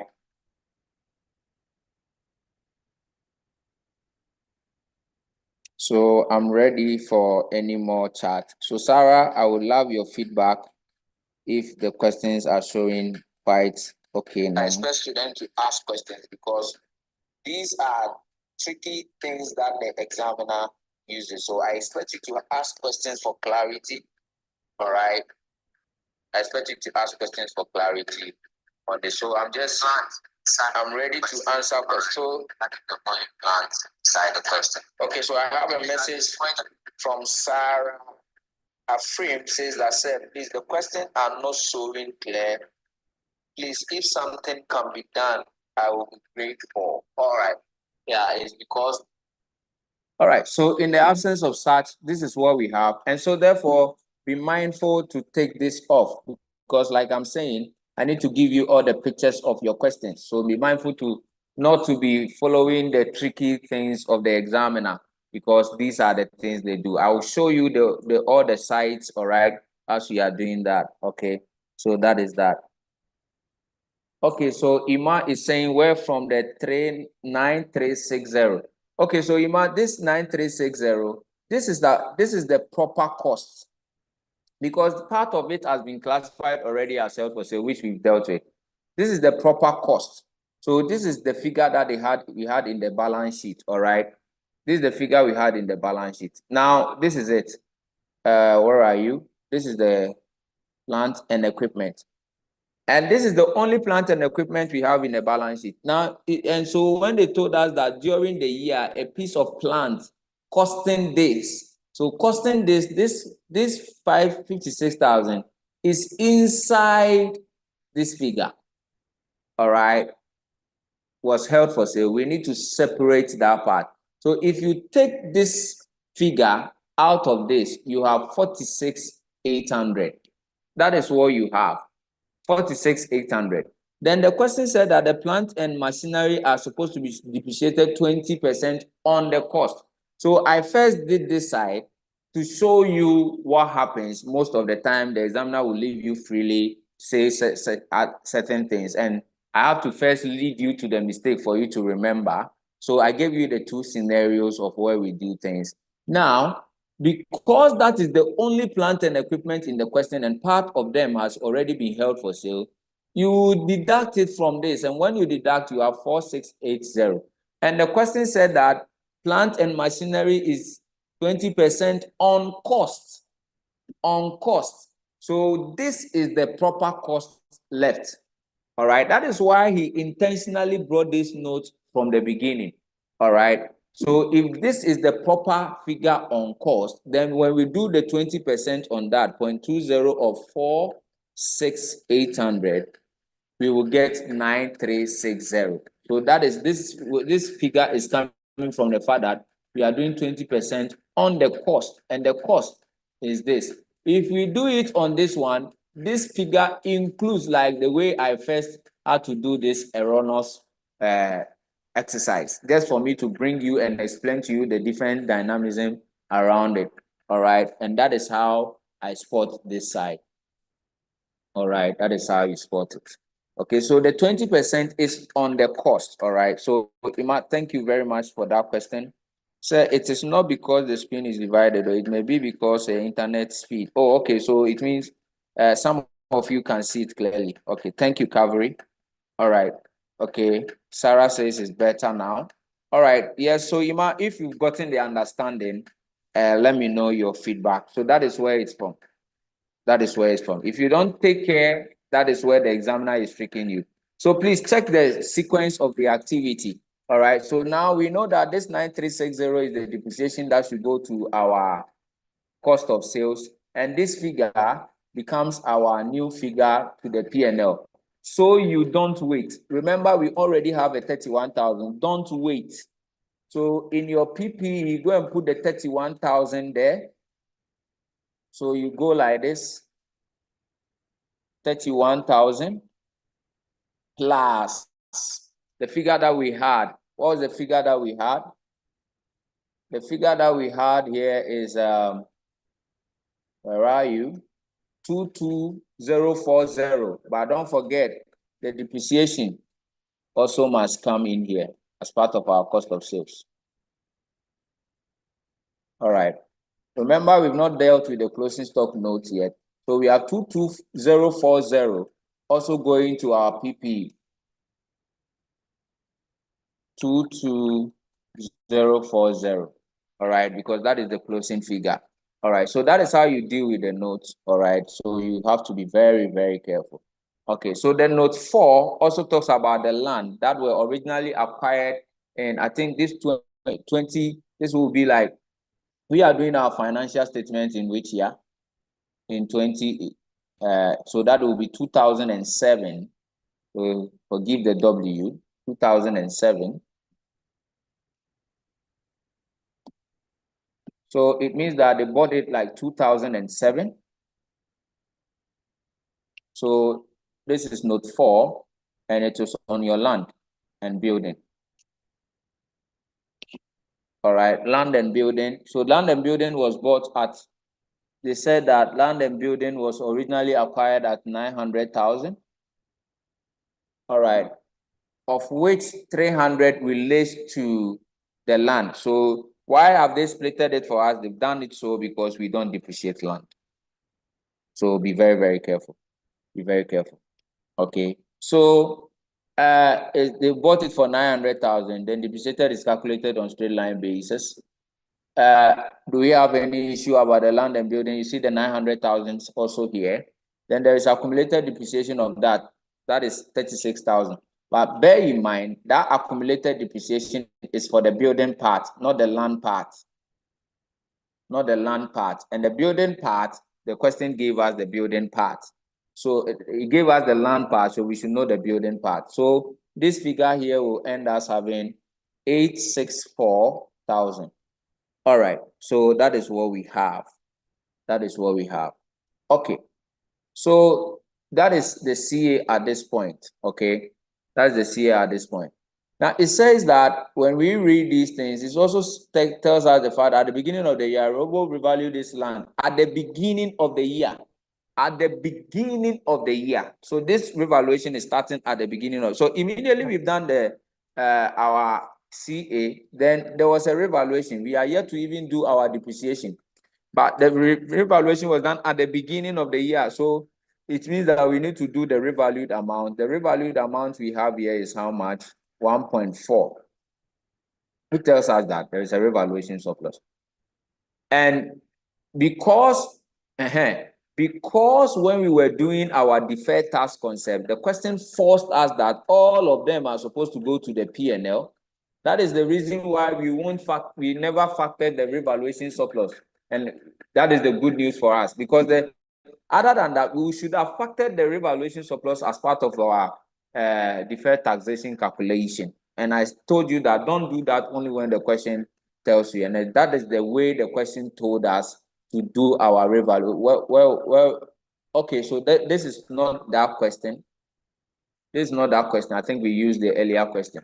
All right, where in that question, the question never stopped us because I think we realized that there wasn't revaluation surplus there. But if there is revaluation surplus, you are forced to do it. And the only reason why you will not do it is the question will tell you not to do it. And even in that question, we were told not to do it because the question said all those things must go to the P&L. All those movements must go to the P&L. If all movements are going to the P&L, then it means that there is no revaluation surplus that has to be considered as part of it. All right. So basically, that was that. But here we've done our revaluation. So please, in a red ink, what is our revaluation surplus? I have my calculator now here. So we have 1.4 minus 864. And that gives me 536,000. So that is a revaluation surplus. All right. You should know where revaluation surplus goes. Revaluation surplus is what? Your guess is as good as mine. An OCI item. So immediately, you don't wait. Immediately, just do revaluation surplus. So it tells you that this thing we have here, there will be a revaluation surplus. And believe you me, this is financial reporting. That is the only item you will have in your revaluation. The only item in your OCI is revaluation surplus. All right. So at that level, that is what happens. So in your balance sheet, you have seen a revaluation surplus. So you don't wait. That was coming from our what note? Note what? Note 5, right? So you just put in your revaluation surplus straight away, 536,000. That is what you have at the FR level. That is what will happen. So you don't wait. At the same time, that figure will go to your OCI. All right, your OCI. So revaluation surplus workings 536,000. All right. So basically, that is that. Then we go back to our note. I think we are not done with that note yet because of the revaluation surplus. We have to come and record.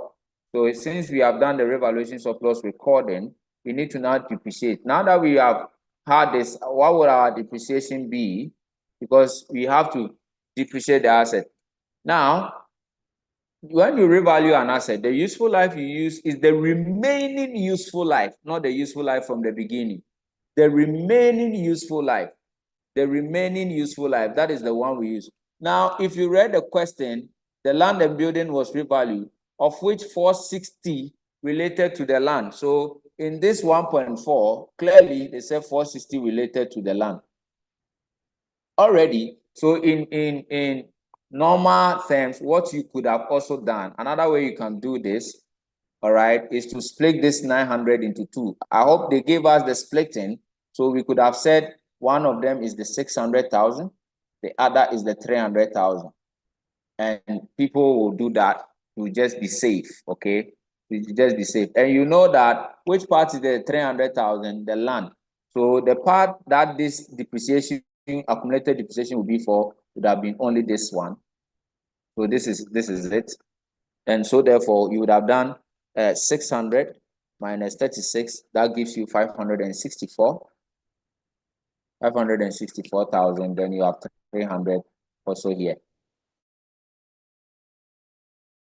So when you add, you see we are still getting the same thing. All right, then the revaluation surplus that we had, they said that the revaluation surplus of 460 related to land. So it means 460 was for this part.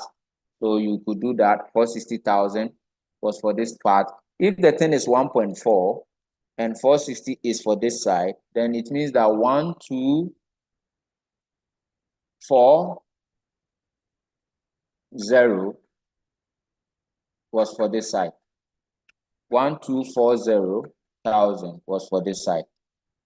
So it tells you that, what that tells you is that, let me extend. Wow. What that tells you is that, so I just want to pull these ones down a little.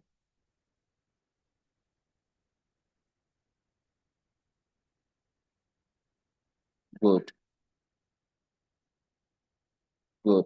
What that tells you is that your revaluation, this surplus that we had, what would have this side been? So you would have had 1,240 minus 564. So it means this revaluation has to be split into two. All right. Okay, so that is that. This is it. So it means the revaluation surplus that you had, which was 536, you would have split that revaluation surplus into two. Because here is this is what you are having, this is what you are also having. So this was the figure. Oh, which one is this?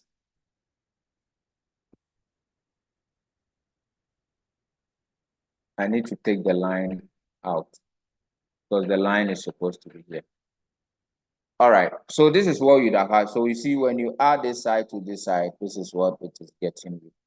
All right, so how much would have been the respective revaluation surplus for each side? Because the revaluation surplus we had is this one. So if you share the revaluation surplus, as you can see, it means that this side we have 300, and that 300 went to 460. It tells you that this side has 160 of what we just done. It has 160.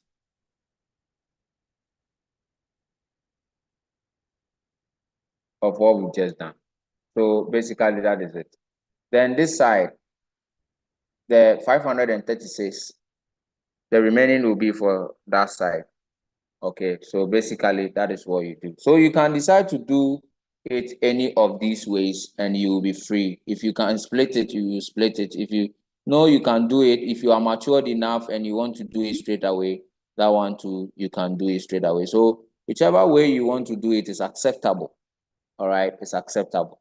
But here, when we continue to do the depreciation, so it means we had 536, which we've treated. And now we are now finding our depreciation. The depreciation we have here is the concept, the depreciation that they've given us here.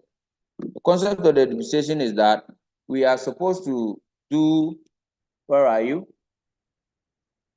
Straight line method of 50 years. So the straight line method of 50 years that we are doing for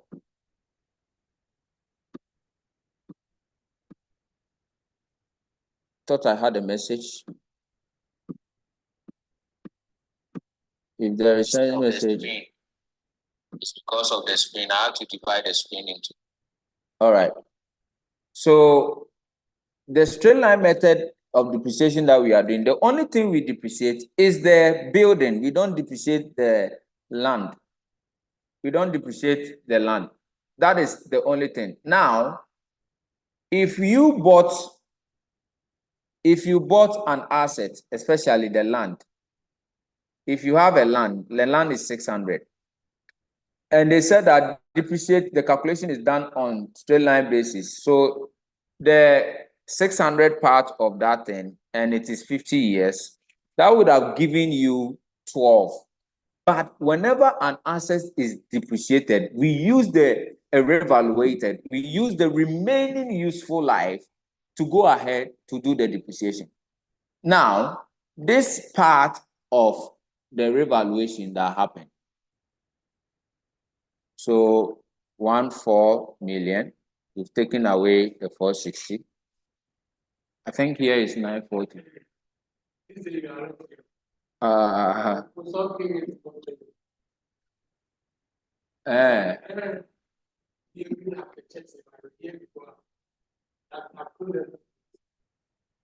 So this side is actually meant to be 940 if you combine this, all right?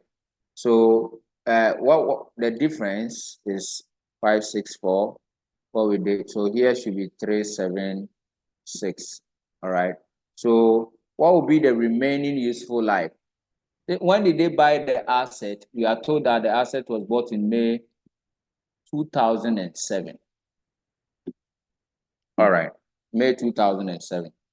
Now, if you buy an asset May 2007 and this is 50 years, what does 36 mean? How many years is 36? How many years is 36? So you need to find out how many years is 36. You accumulated depreciation, how many years that thing is for. So if you know how many years that thing is for, then you know the remaining useful life. These things are a little bit tricky. All right, so be very, very careful about that. Be very, very careful.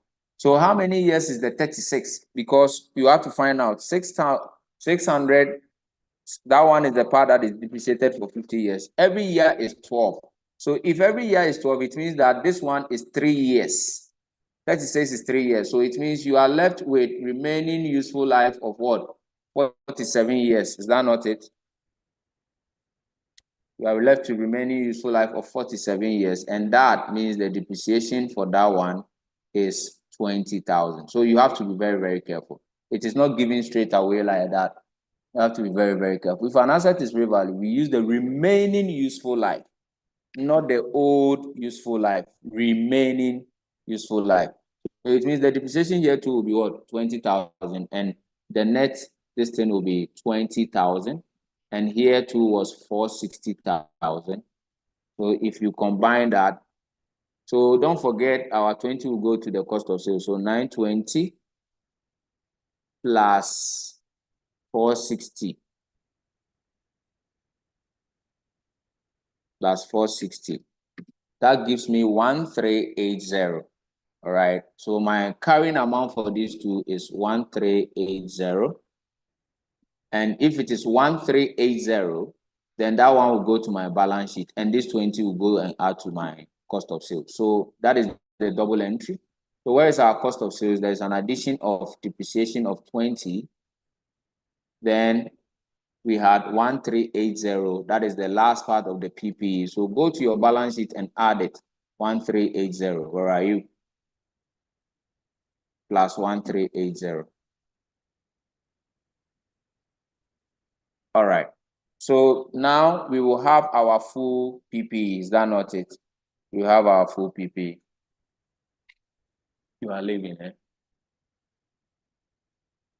All right. So that is the PPE. So when we add everything up for our PPE side, when you add everything, what will we get?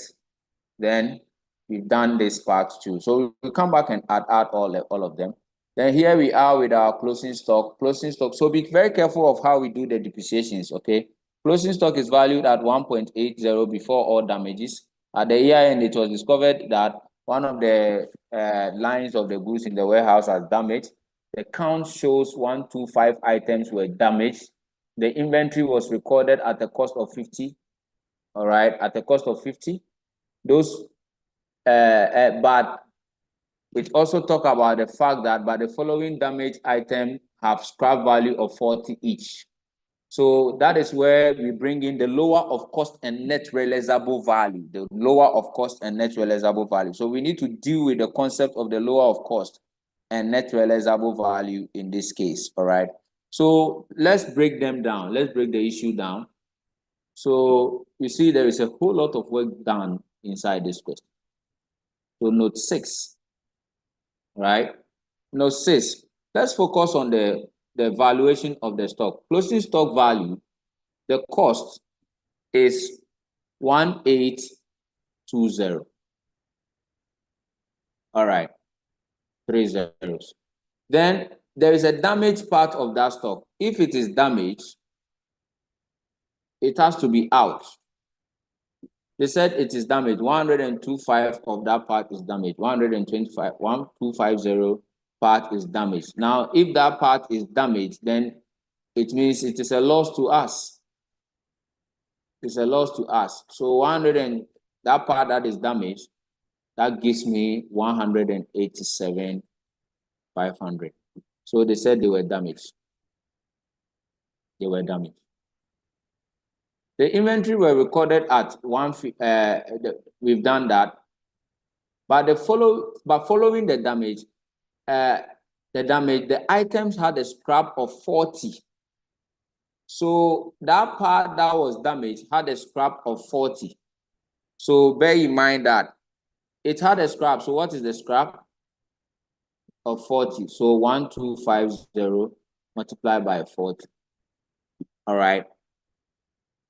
So following the damage, we have a gain on it again. I mean, it is when we throw away the damaged part, the damage is 187,500. But we didn't only lose that, we also gain, I mean, some scrap from it. So the scrap is giving us 50,000. So that forms our closing stock. That forms our closing stock. Another way you can deal around this is that you have to take, and that is what I've done, you have to take the damaged part and go and treat it separately. So the lower of cost and net realizable value. What is the lower? I mean, the thing is damaged. The cost of that thing that was damaged is 150.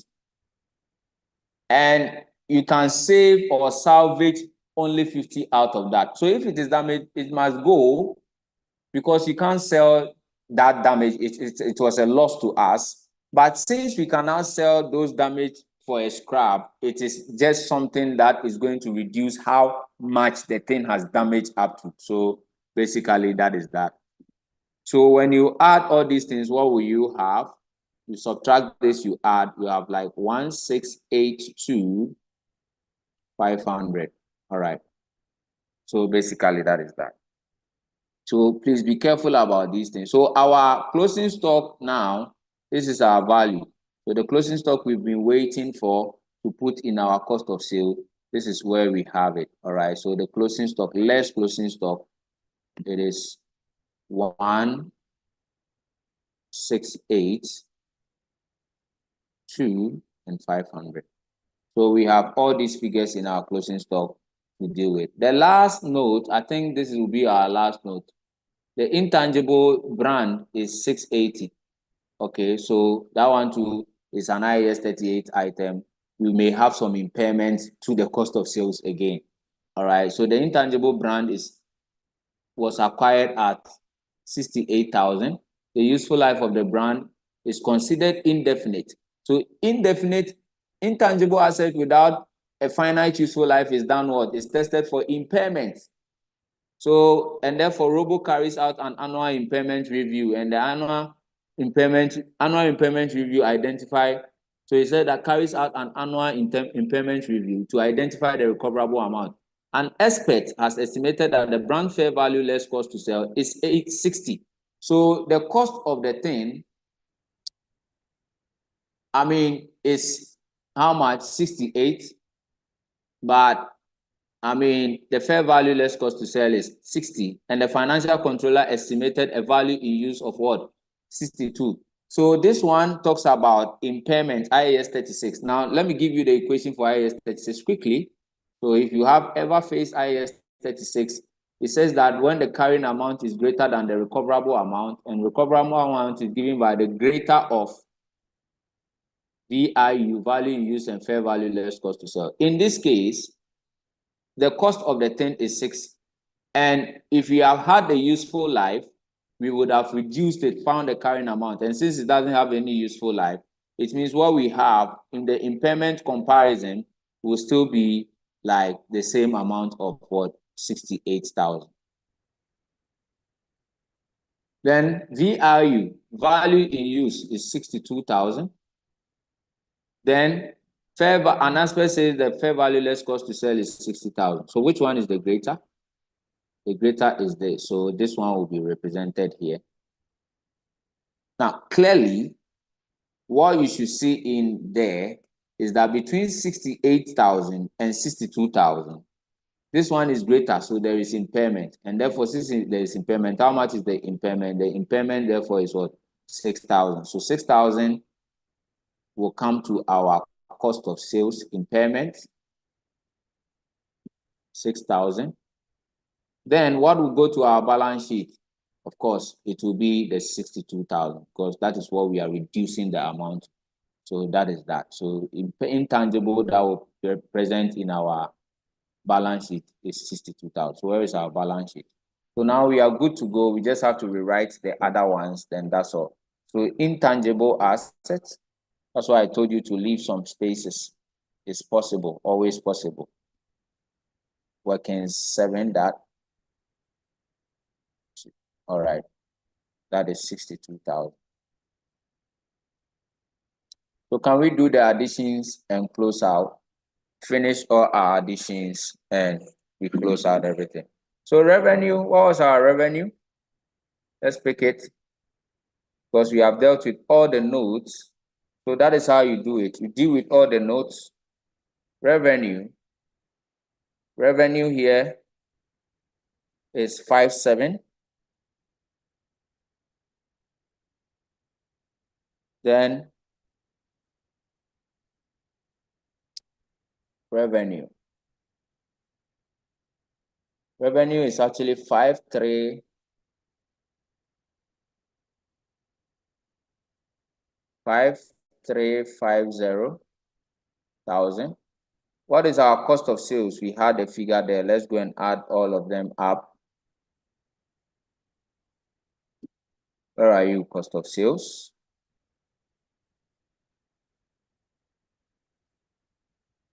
All right, so let's add all of them up. If you add everything up in the cost of sales, let me add.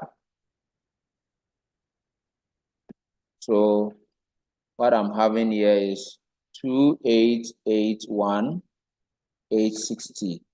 All right, so 2,881,860. So that is that. 2,881,860. All right, so let's go. 2,881,860. So that is your approach. 2,881,860. And that gives me a gross profit of 24,681,40. All right, there's no other trading. Distribution, what do we have? Distribution is clear, 531,000. All right, so we have that. All right, 531,000. Then we have administrative expense. The administrative expense, we decided to put our impairment in 20. Where is we decided? I think we need to check this figure again. All right, so there is this impairment here also. My figure here is wrong. My figure here is wrong. So let me punch it again. Yeah, because I omitted the 20,000 when I was punching it. So 1670 plus 2875 minus 1682 plus 4,000. Oh, so that will be 4. That will be 4 plus 9.36 plus 20 plus 60. It's actually 29. So that figure was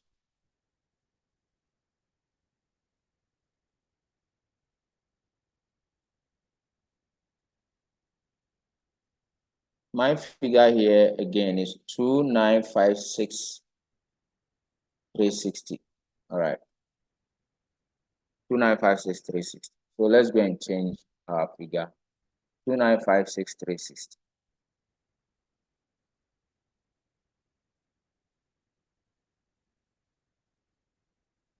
2956,360. So that is what I have. Now if I less minus 583, is it 5? Oh, 5350. What I get is 2893,640. All right, so that is the legit figure. All right, that is the legit figure. All right, so let's go on and complete the others.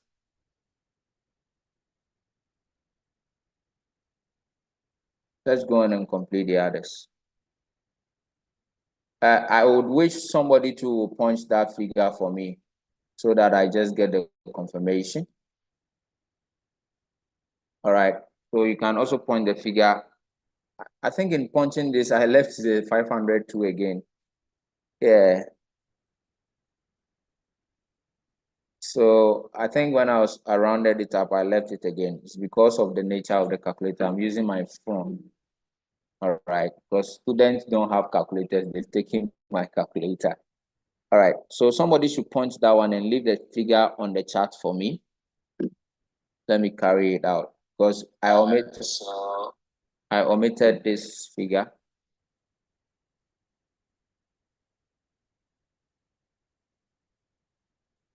Sarah, is it better now?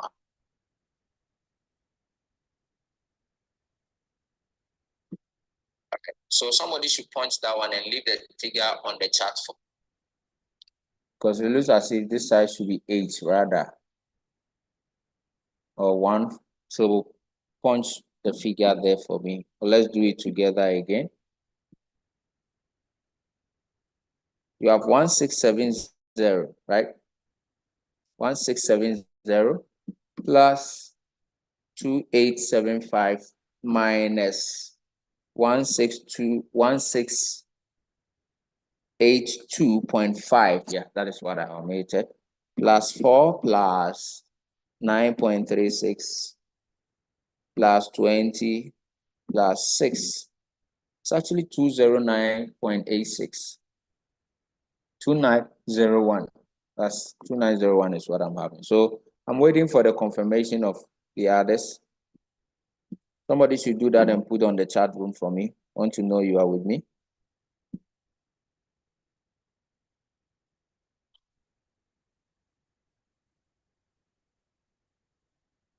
Okay, who has that for me?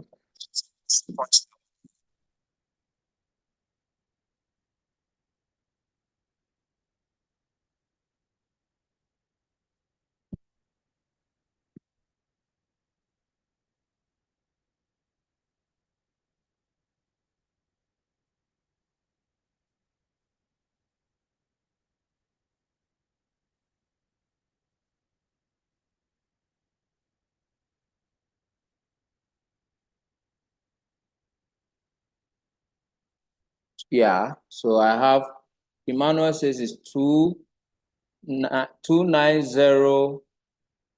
1,860. So I had, I think, so that is that. So Emmanuel, you'll be the one to be with me for the calculator because one of your students just came and picked it.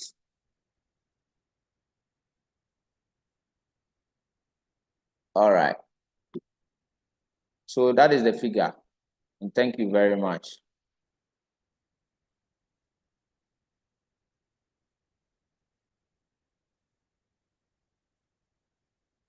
So Ima, keep that figure on your calculator. Let's run with it. So here we have 2,901,860. So you might do the deduction for me.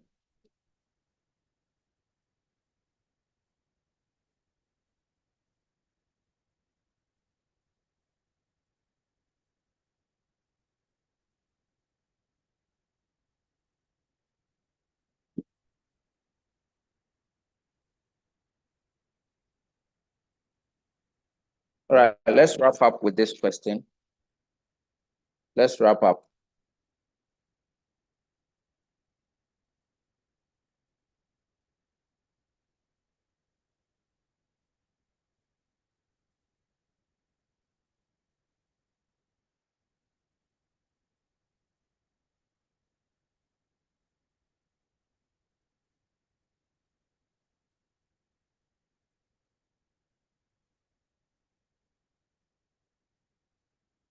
So we were taking that thing from 5,350. So that one will give us 2,448,140. All right, 2,448,140. Then our selling and distribution was how much? So let's just start taking them off and close out with this question. It's been long overdue. All right, selling and distribution 531,000. Administrative expense 950,000. There's nothing research. So this one 531 plus 950. So I have here 967,140. All right, then the investment income I have here is 5,700. So 5,700. Then the finance cost that I have is 9,000. All right. So investment finance cost is a subtraction. So when I do that, how much am I having? So that will be 5.7 for me, then minus 9. So that gives me 9,70440. All right. So basically, that is what I have.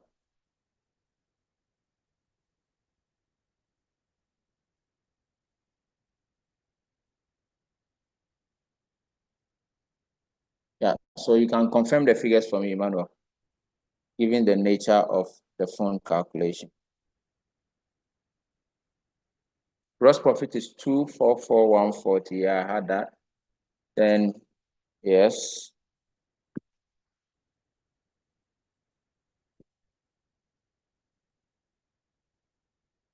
So if you add this one, you subtracted the 2.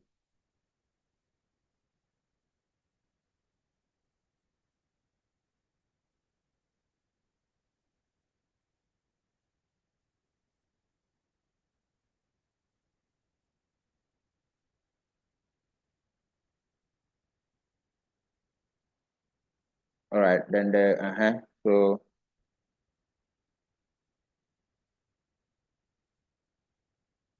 this time is actually how much? 936. Okay, thank you. Then we are lesson 227. All right. So that gives us 736,840. All right. So basically that's our retained earnings So here you can choose to add it up and get your complete. So 536. All right, that gives you 1272840. So basically that is that. All right. So now in your PPE and stuff, we have everything set to roll. So let's just go straight and kill it off. All right. So PPE addition, you add all of them up here. Okay. If I add all of them up, I have here 1402040. All right. Then I have my 62. All right. What is my inventory? We did the inventory inside the cost of sales. I mean the double entry for that one. It's 1682500. So 1682500.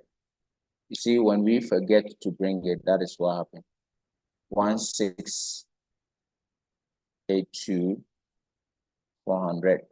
All right. So basically that is that. Trade receivables. It's given in the question. Open how much? Trade receivable is 55700. 55700. All right. So that is that. After trade receivables, cash and cash 242,000. So if we add all these sides up, we add everything up here. Okay. So I'm having 3475240. All right. So basically that is that. Then the equity side, where is equity? Ordinary shares. Ordinary shares alone, what we have here.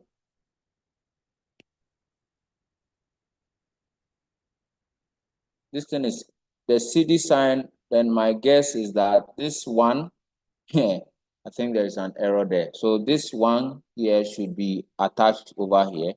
So the remaining 1 million will be the one standing. So that is the one, it's 1 million. Trying to tell you that the price is, so that is the error over there. So one should be pushed here. All right. So that is that. Then receivables, retained earnings. Retained earnings is in the trial balance here. And we also calculated to get one. So that one is 8. How much do we have here? Retained earnings opening. We have 813,300. Then we calculated our own plus the one profit for the year is 736,840. 736,840. All right, so 736,840 plus that gives me 1,550,140.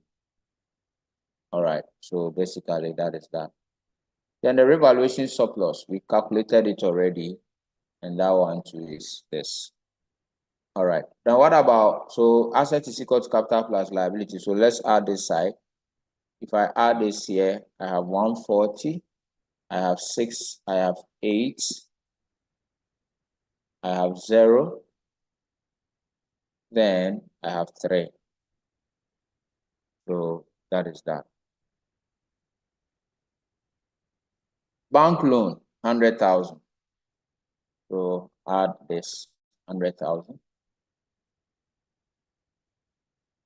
Trade payables, 62,100. So does it balance off? Let's find out. This side is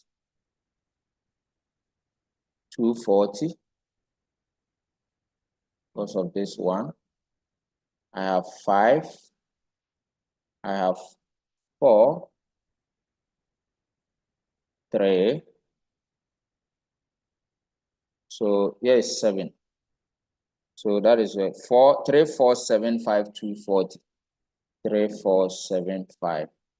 240. So basically, let's check it with what we have. Yes, 34752. So basically, that is how you go. This is more of the approach than the solving of the question. All right. So basically, that is that.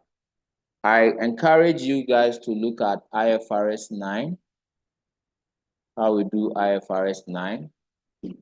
All right. And I will encourage you guys to look at how we do IFRS 16.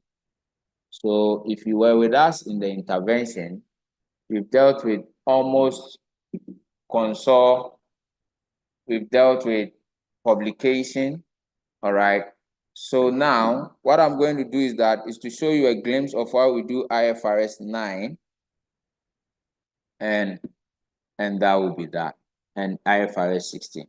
I think our time is running fast now.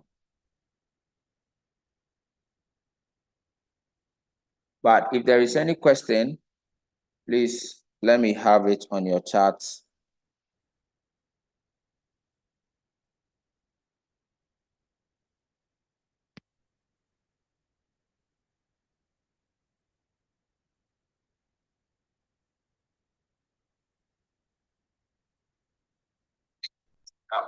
Let me have it on your chat.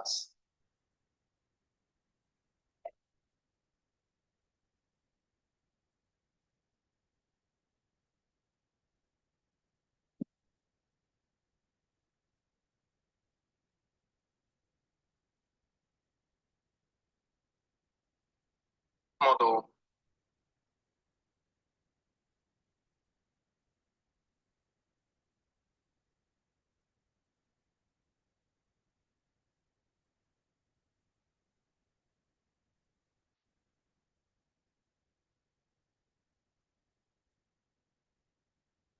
All right. So let me just show you how we go by IFRS 9.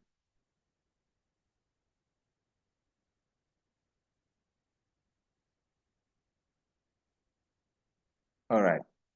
So just to go through this with you. So the IFRS 9, these are the most questions the examiner asks. So this is what we will be doing. All right. So it says that Naniama issued 300,000 convertible bond at par. The bonds were redeemable in 4 years' time at par of 100 cedis per bond. The bond interest annually is at annual interest rate. Based on the nominal is 5%. Each bond is convertible. So this is the convertible type of question that you have. It's not difficult.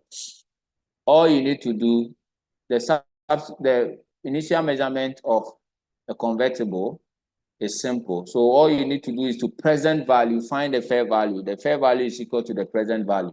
So the present value is the PV of the bond. What is the cash flows of the bond? The interest. The interest, so the cash flow, interest. So the cash flows are that you will be paying a nominal interest. So where is the nominal interest? These are this, and they said the nominal interest of what? 5%. All right. Then they said that the prevailing market bond this thing without conversion is 8%. So these two rates are what you have. Always bear in mind when you are doing the PV, the cash flows, for example, you will be receiving 5% of 300 bonds, which is valued at par. So it is 3,000, which is valued at 100. So that gives you 300,000. All right. So if you do 5% of the 300,000, so that is how you do 0.5 of 300,000. It means that you'll be paying, this one is 15,000. How many years is that? Because you need to do is 4 years. So year one, 15,000. Year two, 50,000. Year three, 15,000. Year four, he will pay the 15,000 plus the 300,000 itself. So 315,000. All right. And if it is at premium, you find a premium and you add. Now, the discount factor, which rates are you going to use for the discount factor? Please always use the effective rate or effective rates of others without conversion. So these are your rates. Bear in mind, in some exam questions, he will give you rate for the 5. Please don't focus on the 5. We only use the 5 for the cash flow determination here. All right, that is only thing we use. We use the cash, the 5 nominal for the cash flows, not for the interest percentage. All right, so be very, very careful. Not for the finance cost percentage. So here is 0.926, 0.857, 0.9794, then 0.735. All right, so let's do our computation. So 15,000 multiplied by 0.926, that gives me 13,890. All right, so that is that. Then 15,000 again multiplied by 0.857, that is 12,855. So that is what we have. Then again, so this is 12,855. Then again, we are doing the 15,000 again on 794. That is 11,910. Then we have 315,000 by 0.735. So you have 231,525. So if you add all of them, that is the present value of the liability of a liability. Present value of the liability. Don't forget, this is initial measurement. All right, so we add it up. We add our solution up. We have plus 11,910 plus 12,825. Or is it? Wow. Wow. So it's 0.87857. I can't even see my own figures. Multiply by, what was that? 15,000. So it's 855 rather. 855. So the 12,855 that we have there, 12,855 plus 281,525 plus 11,910 plus 13,890. So together I have 320,000.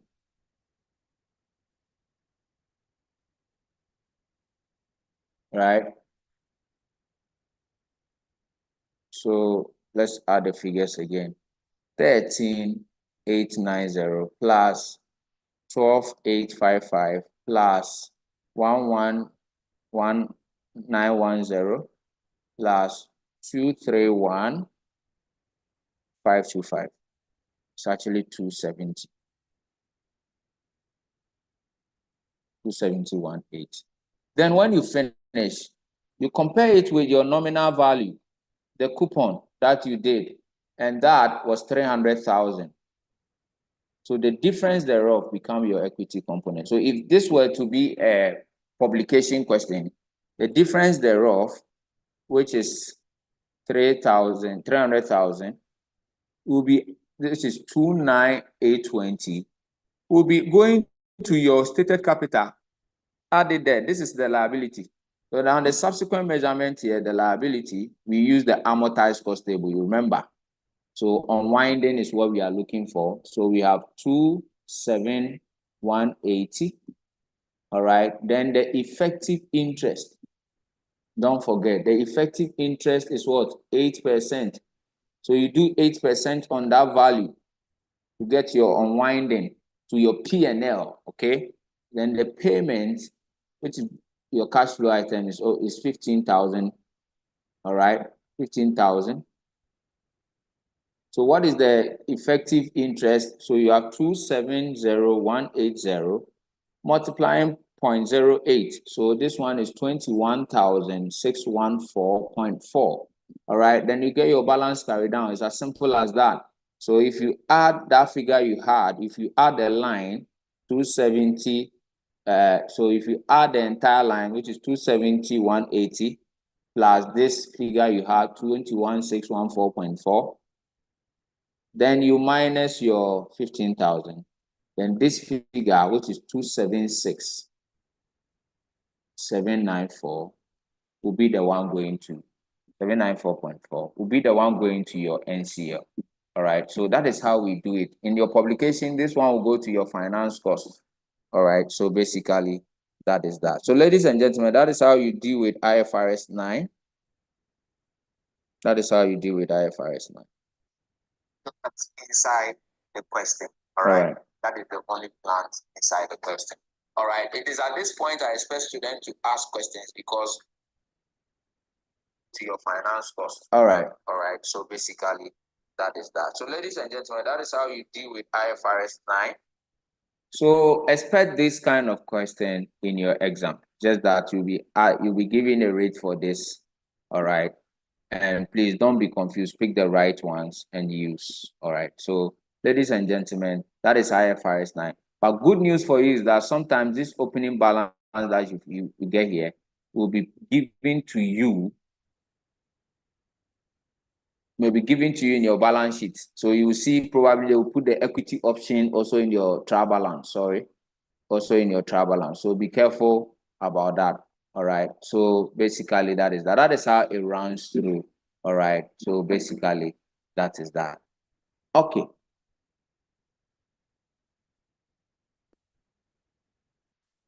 Please, for your IFRS 15, all you need to do is to learn the theory aspect, the COPA. If you can recognize revenue, your COPA must be fulfilled. COPA means there has to be a contract, there has to be obligation, there has to be a price, you have to allocate the price to the obligation, then recognize revenue when the obligation is fulfilled. So that is your guide, all right, to that. And the IAS 38 too, if you want to capitalize IAS 38, we use pirate, all right, pirate. Before you can recognize IAS 38, you need pirate.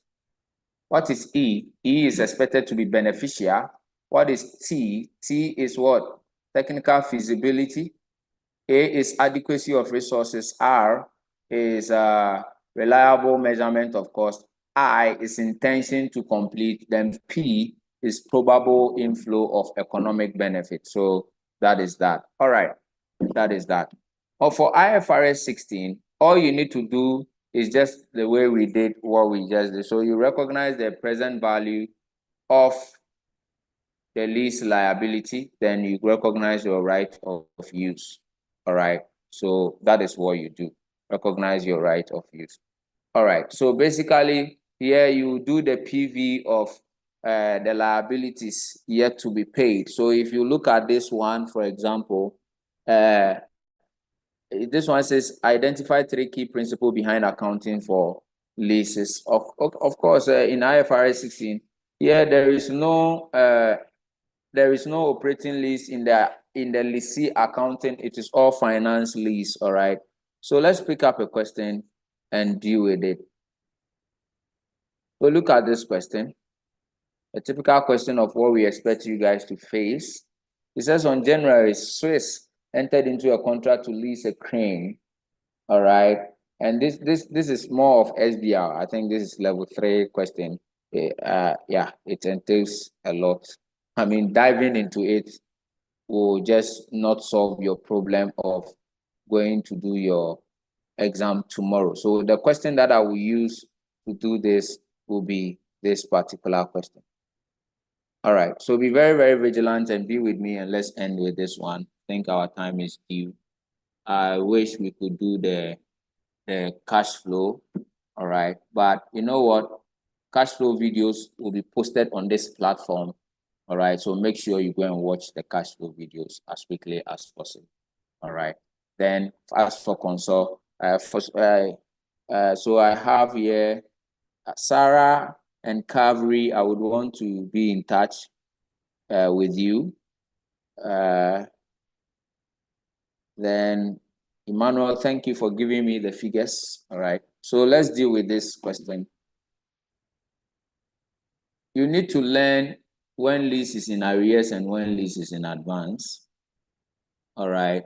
So this question says on August, we have Asawasi entered into an agreement to acquire a motor vehicle. The term of the agreement was that they will release the thing for 5 years. So your lease term is a 5-year lease term. Okay. So bear that one in mind.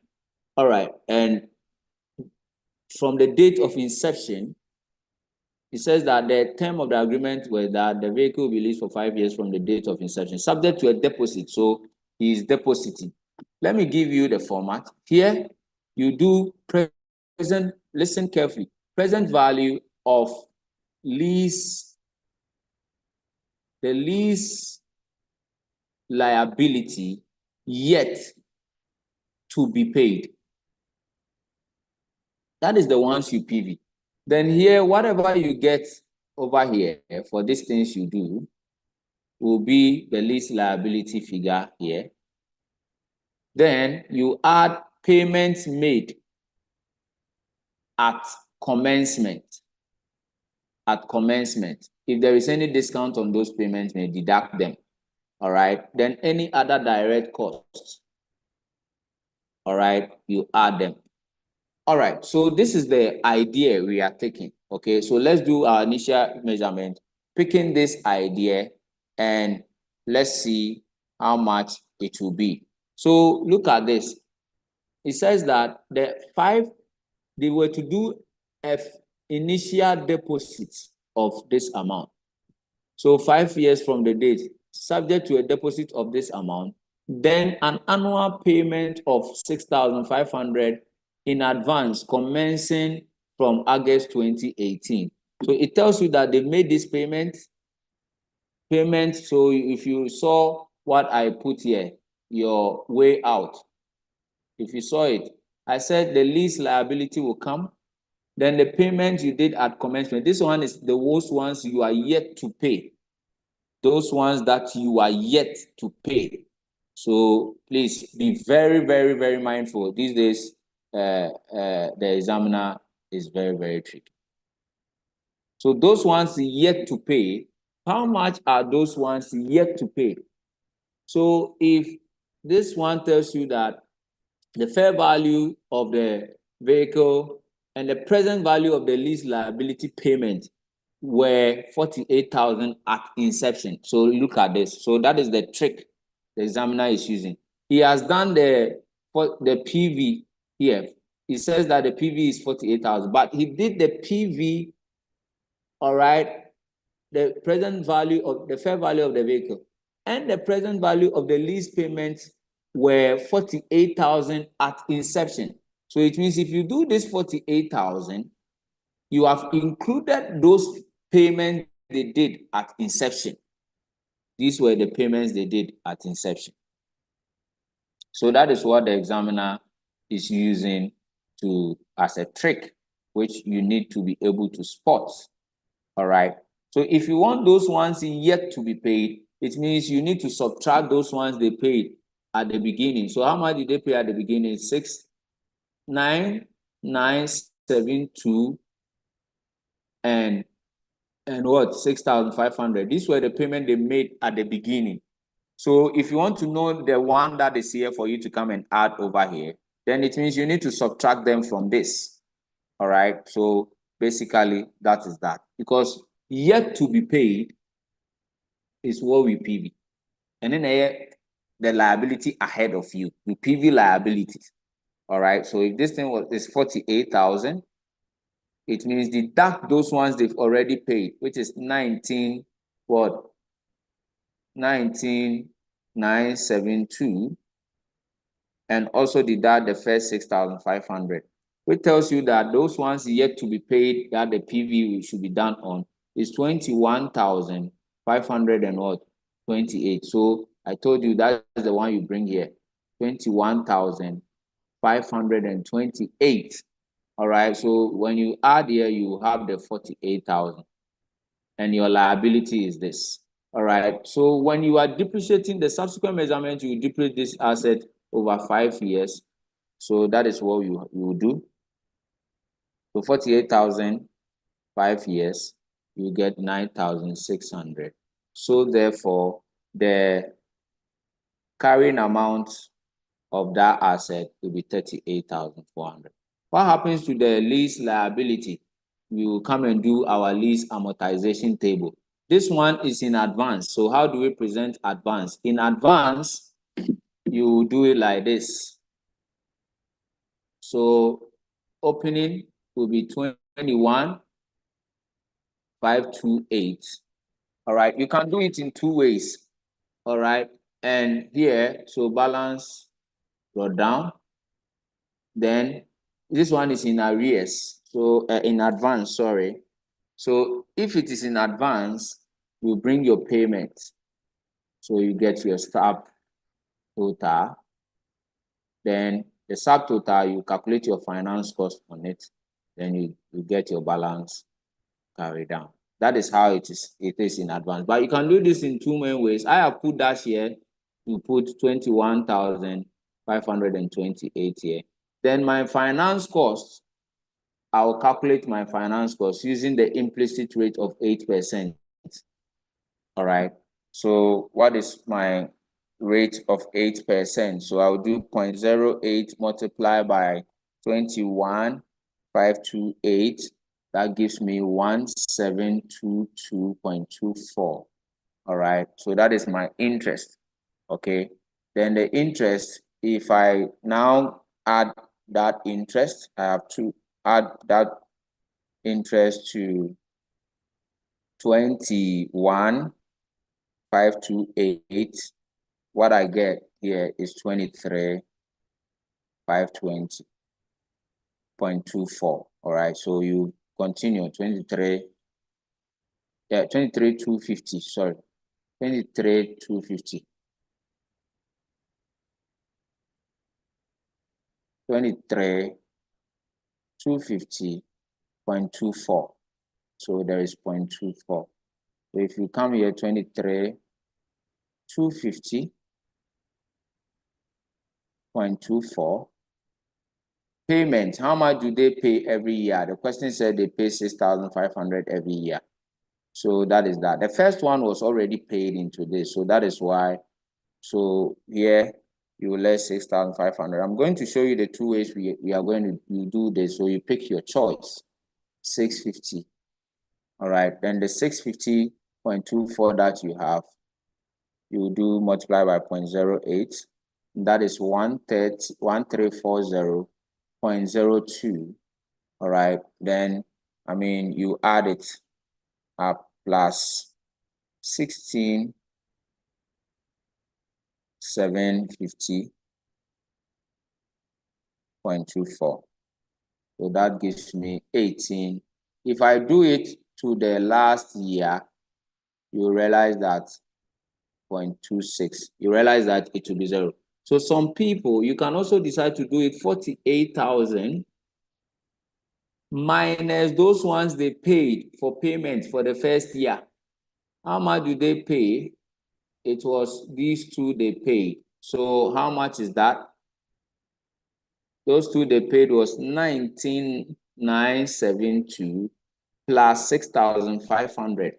So it means they paid 26,472. At the end of the day, you still come back to your 21,25. So 26,472, right? That is what they pay. All right. So it brings you back to your 21,528, just like this. Then you continue from there. So whichever one you want to do, all right.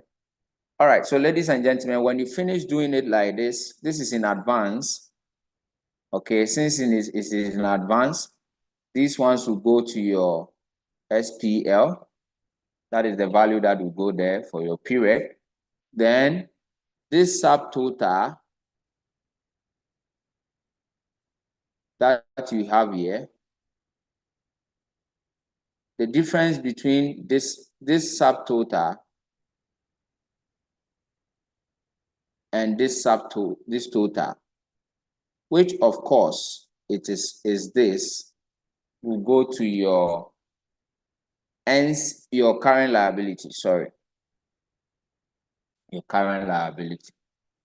All right, that is the one that will go to your current liability. That's the difference that will go to your current liability. All right. Then obviously you have this figure going to your NCL. All right. Okay. So if it were to be in arrears, your presentation would have been balance brought down. Finance costs will rather come. Then what your payments, then your balance carry down. So that is how we do it when it is in arrears. All right. So ladies and gentlemen, thank you very much. We've been able to go through most of the standard even at a glance. All right. And good luck. Finish your paper, and we are always available for you. All right. So make sure you stay in touch with this channel, this YouTube channel, because most of your videos are going to be most of the lecture videos are going to be posted over there. All right. So thank you very much and have a very good time in your exam tomorrow. Before I part away from you, I would want to see any message or any question in the chat room to address.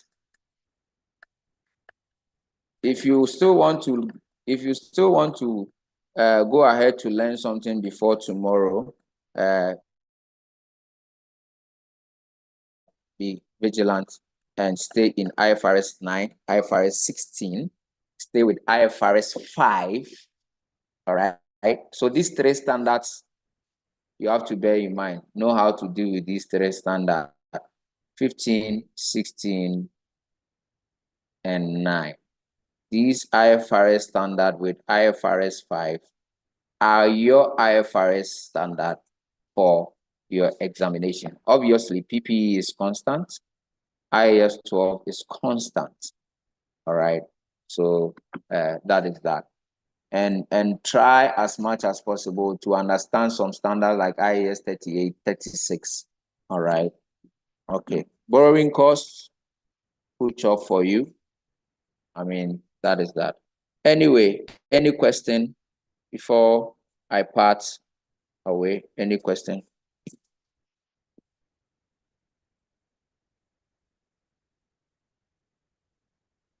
IFRS.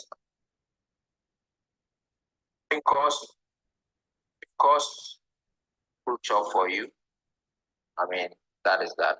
Anyway, any question before I part away? Any question?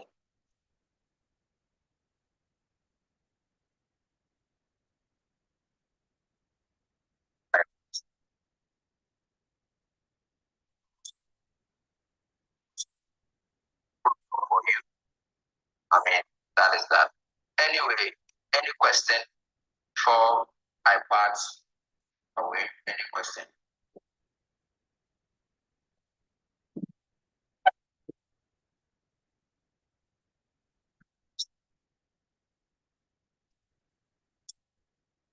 Yeah, if you have any question, you can ask, because I'm even yet to leave the classroom. All right.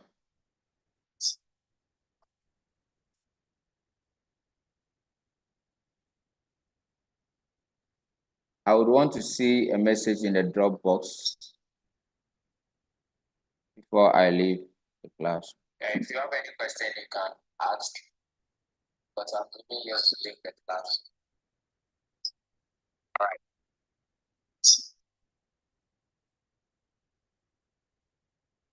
All right. Thank you very much. I had some of you at the intervention class, and we dealt with your most likely consolidation standards. Most likely consolidation standard. And believe you me, I can guarantee you are going to face just one of those questions that we discussed. All right. So all the best tomorrow and have a success. God bless you.